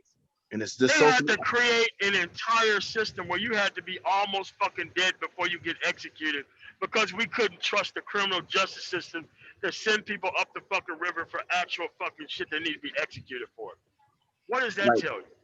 Like exactly. Oh, like Kamala Harris has entered the chat. Like you gotta think that. Listen, man. The minute that Donald Trump Jr. Fuckery, where he dropped Jake's back history, right then and there, he should have been removed from any speaking talking point. If I was Jake's lawyer and he ever does hear this, I'd be like, yo, he just used his platform to slander my client. I can't ever have he can never have a fair trial. And honestly, he will be able to do that. Because literally with all the stuff that's been said, now you gotta wear knife, pedophile, all this them said stupid shit that they're running through all these conservative talking points, all these channels. Like y'all, like I'm saying, man, like sometimes he'll make the motions. He'll make the motions. He'll make the motions for change of venue. He would make motions. He would make the motions to change a venue when those things were rejection. Should he be convicted, he'd have grounds for appeal. You know what? That's what happens. What do y'all think? What do y'all think they did with that Amber Geiger thing? Once people running that stuff on social, that's what they were using. Like, hey, they never put the narrative out about it. People do these things, but people don't give the system time to process it properly. Motherfuckers are trying to be doing prosecute news medias, prosecute fucking all these just come out with a rule that we ain't gonna do shit until all the fucking facts get out. And if one of these motherfuckers break protocol, lock their motherfucking ass up. Period. That's it. It's not hard. I'd rather them get the goddamn case right rather than get some motherfucking past out there. You know how these stupid motherfuckers are, man. Always trying to prejudice some shit or trying to justify. Oh, like, I had like one of these dumb bitches, you know, new conservative, Trump conservative. Motherfucker like, oh, yeah, drugs in the system. That's going to matter in trial. I'm like, this bitch should be locked up in fucking prison. We know what happened on fucking tape, bro. We know. Like, you know, here's the thing, MOT. I seem to remember a woman on Facebook Live shooting a black man in the fucking head, doing all kinds of things to cover her fucking crime, and only having to do relatively 6 months in fucking prison, while Ridiculous. nearly killing this dude, but definitely severely affecting his life for the foreseeable future. Uh, wonder if all these guys, may have that had any letters to send in at that time, emails, phone calls made. Yeah. I'm just being honest, man. If for all of y'all, and I love my firearms too, I can promise y'all better pray to God Biden don't win, because he's definitely going to be coming after them damn guns. I'm just saying, after that little Tommy, little Dylan Roof incident up there at that protest, you best believe that governor is not going to forget that shit. You best believe a But lot of see, these. this is why you don't need guns like that. Like, here's the deal. They're not going to Go forget get that. some MOD. fucking They're not training. gonna forget Go get some fucking training. So that way you can be able to put some rounds downfield on the fucking target. When you have something like that, it's hardly about protection. It's about killing motherfuckers very quickly, very large amount of people very quickly. Now, if you want to do that, we got a job for you. It's called the United States military. You don't want to do that. No, we just can't have shit like that floating around in the goddamn street. You just Fun can't. fact. Sorry. Fun fact. For all of us who are ex-military, you're not allowed to walk around, or you're not even allowed to have those type of firearms in your house on base. You have to turn it into Oh, a hell no, you can't You're have not that even shit. allowed to. No. They will come, they will search and take that shit and lock your ass up. So that's why I say y'all we had to lock that shit up in the fucking armory. Nobody could take their fucking guns home. All your guns stayed in the fucking armory. Even your personal own fucking weapons stayed in the fucking armory. I have to almost beat the shit out of people for lying to my fucking face about shit. I'm like, dude, we're the Air Force. We're allowed to keep our fucking ammo. And the shit went in the fucking armory. Don't tell me that the armory, like, oh man, I was just able to just have this shit. Like, no, maybe in a war zone, but don't fucking tell me that your ass is going around with the fucking ammunition. Nope, not buying it. That's the reason why those rash of assault, the rash of assaults, not assaults, actions, what do I want to call them? Killings happened on bases that way. And they're like, how could they do that on a base? Because there's a such thing as a fucking armory. Yes. It's very rare you hear about shootings like that on base. No, you're absolutely right. But that's what I'm saying is how was he able to kill so many fucking people on a base, or how was he able to shoot so many people on a base? Shouldn't they all have fucking right? Shouldn't they all have rifles and pistols? That's not how it works. Yeah, no. It's like I said, that's why it's a rare occurrence for the postal talking point. But see, outside, and they let you know, hey, when you move outside of the post, you're on your own protection. You know, we MPs and all them, they ain't running out there. If you're outside of the protection of the dome, it's just a cursed earth. So that's what you got to deal with. You know what I'm saying? I'm not running outside of my doggone fenced in property, saving the whole goddamn town of goddamn Charleston. Fuck that. If you're within my acres of land, those who live within my protection, that's it. We're good. But outside of that, I can't help you, Judge. But if you're on the property, you're within the protection zone. And see, that's how we're gonna have to start doing. And nobody's going out there doing death marches. If you're doing that, listen, I am vaguely surprised. And what's bad about it, that's how the police, I'm telling you, they're just too fucking gone. That literally, when people were screaming, this guy has a gun, he's running around shooting people, they literally did nothing. That's when you know that police training is bullshit. That kid was able to walk up on a cruiser.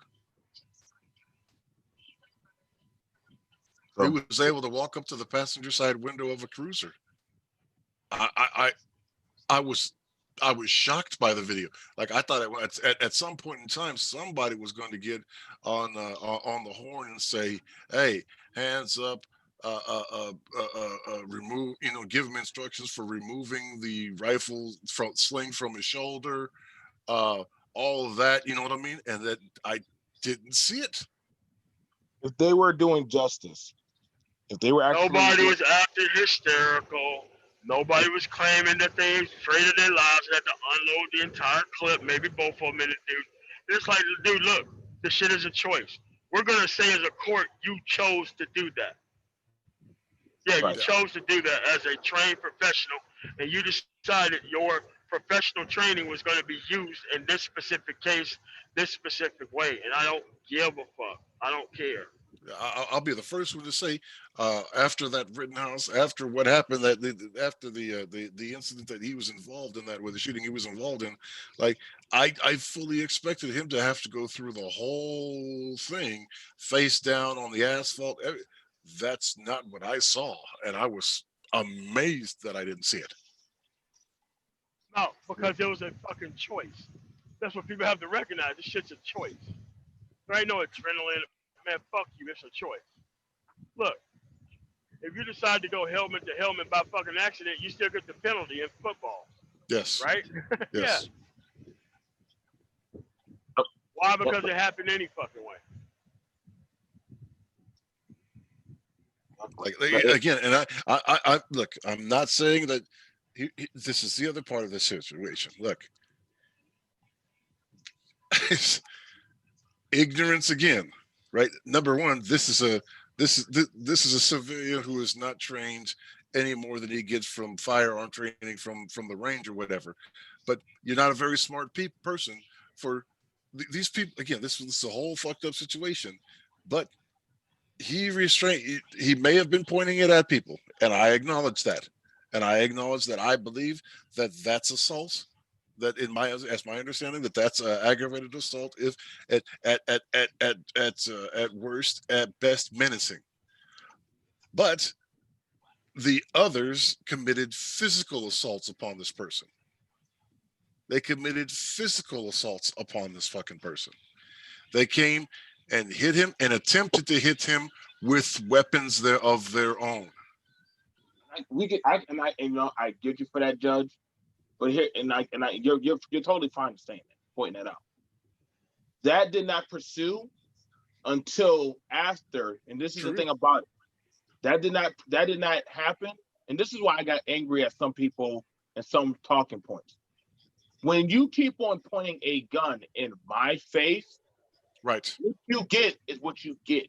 Right. So if you're going to keep on pointing a gun and flagging people with a laser, if MOT said, or I say, hey, right, just stop pointing that gun at me, or stop actually showing me that knife.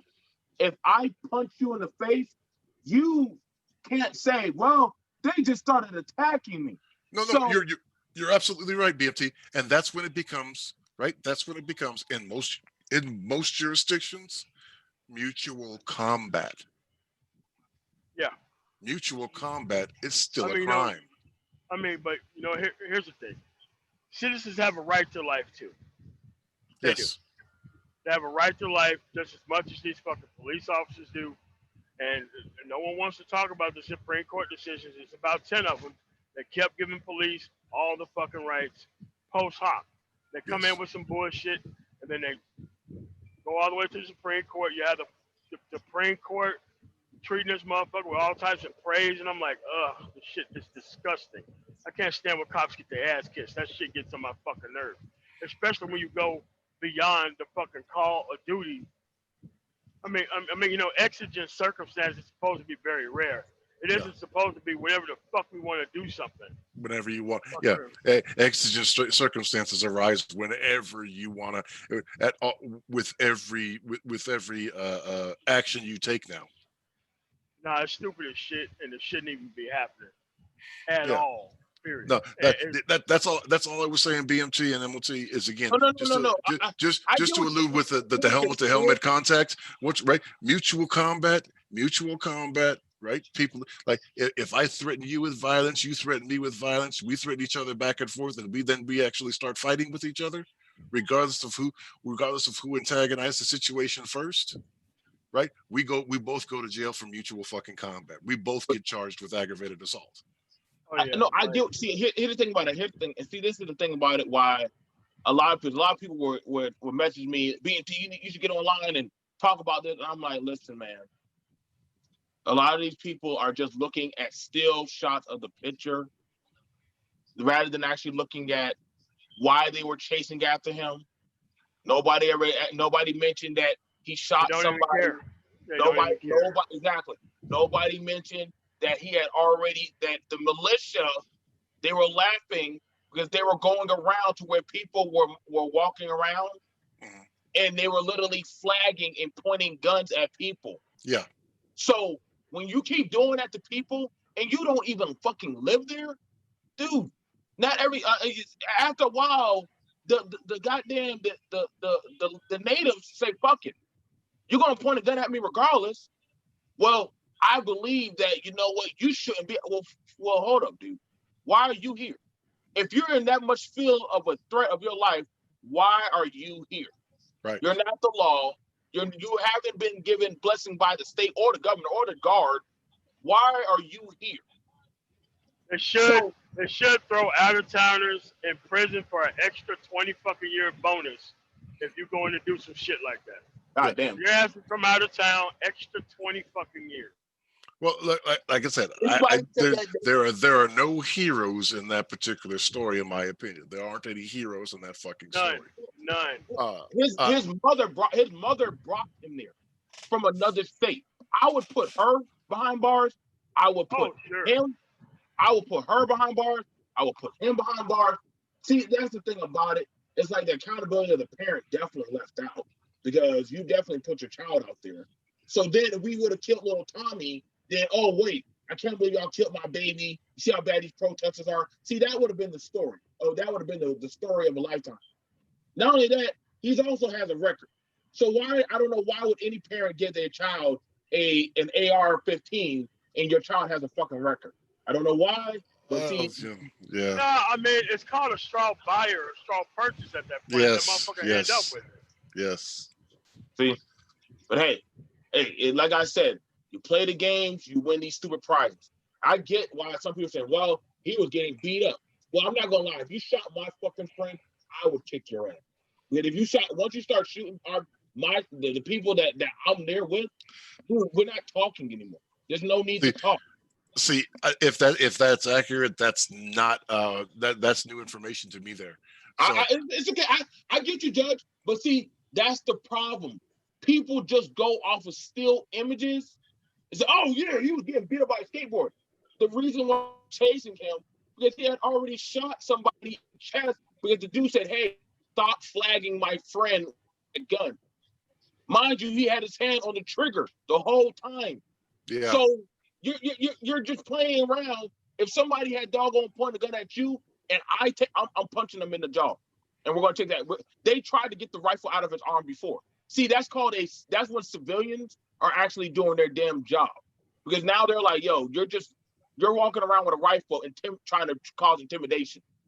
Nah, we got to get you out of here, guy. No, look, I understand, and like again, it's not the choice that I would have made. No, I get you. But see, this is the stuff that's being pushed off on Republican, goddamn conservative, I love Trump Jesus.com. Right. This is the bullshit that's being put out. This dude is no hero. This dude is no fucking hero at all.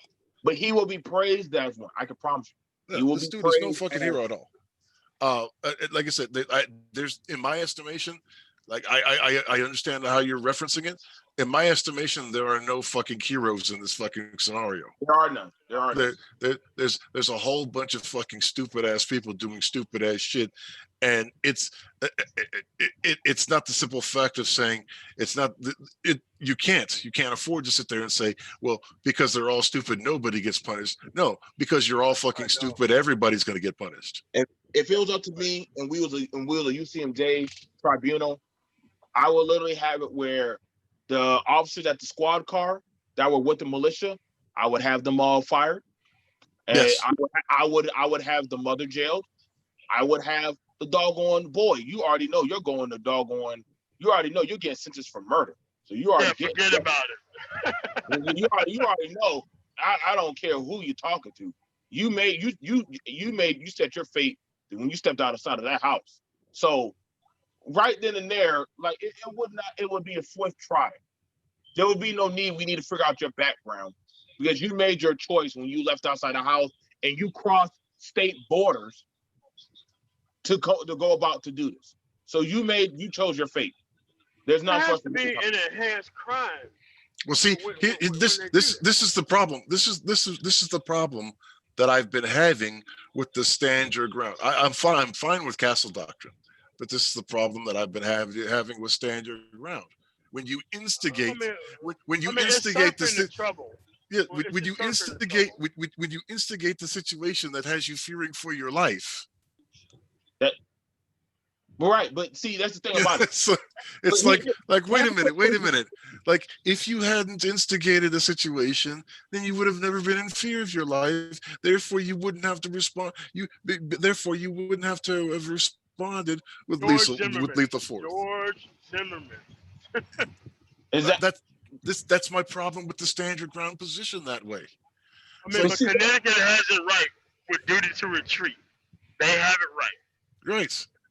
Yeah. That's the thing. Is wait, you had you not participated in it and you had opportunities to disengage, but yet you chose to remain engaged. Here's the thing about it, and I want to say this, Judge, so that way any future people who want to go use that, listen, when you join up with a militia and you're going to a protest, your castle shit goes out the window. That shit. Well, no, castle doctrine is definitely gone.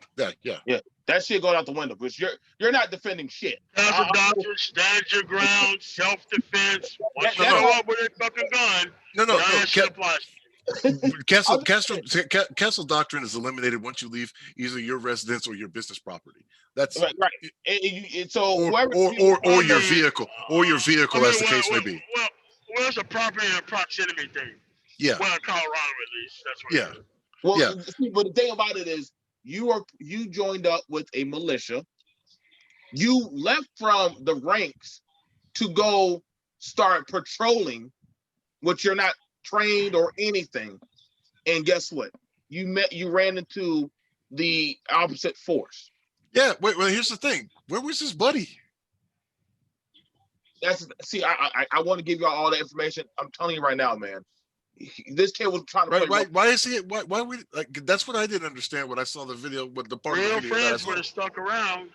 But you're not supposed to be right. Nobody's ever supposed to be on patrol by themselves. Battle buddies are supposed to stick to you, so that way you're always together. You back up, and you're supposed. Now I'm gonna tell you, militia 101, what we do.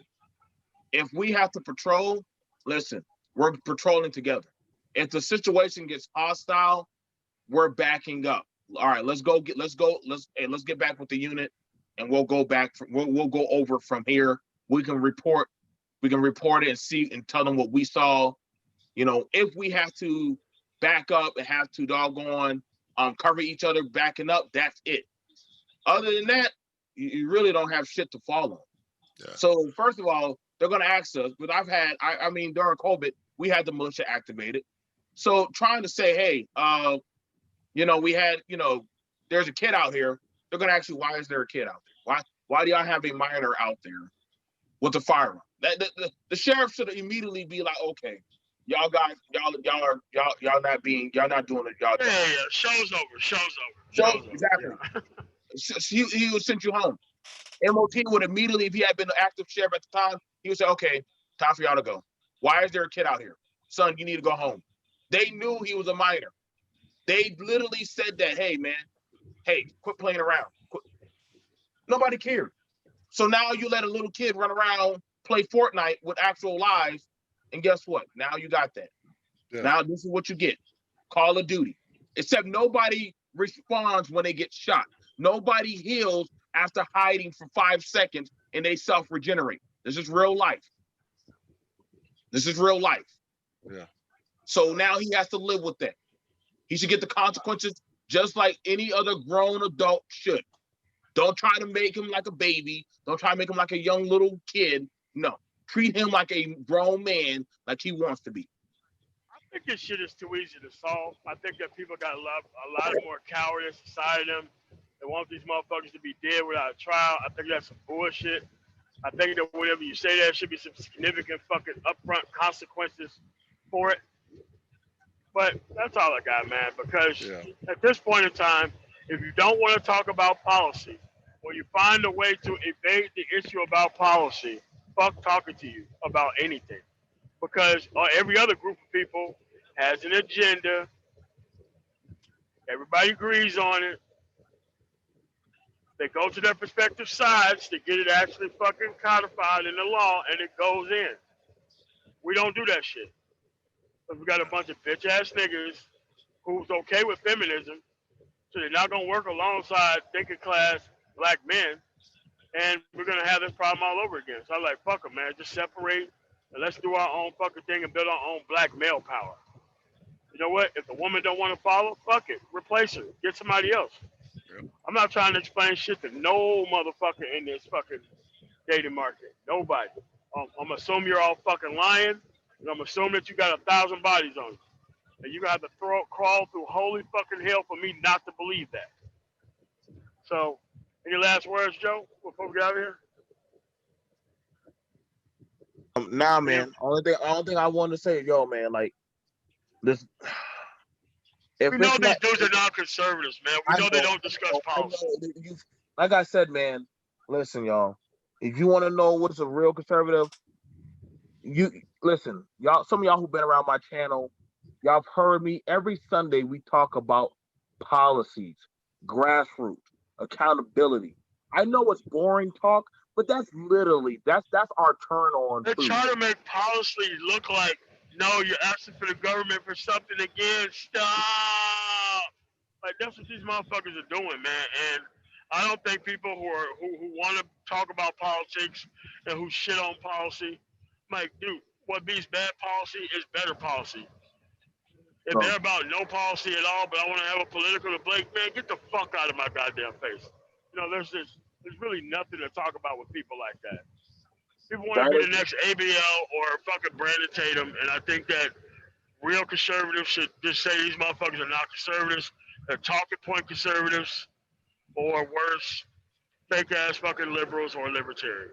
Fake ones, not real ones, fake ones. So, Judge, anything else? That's it, man. That's pretty much what I gotta say. Yeah.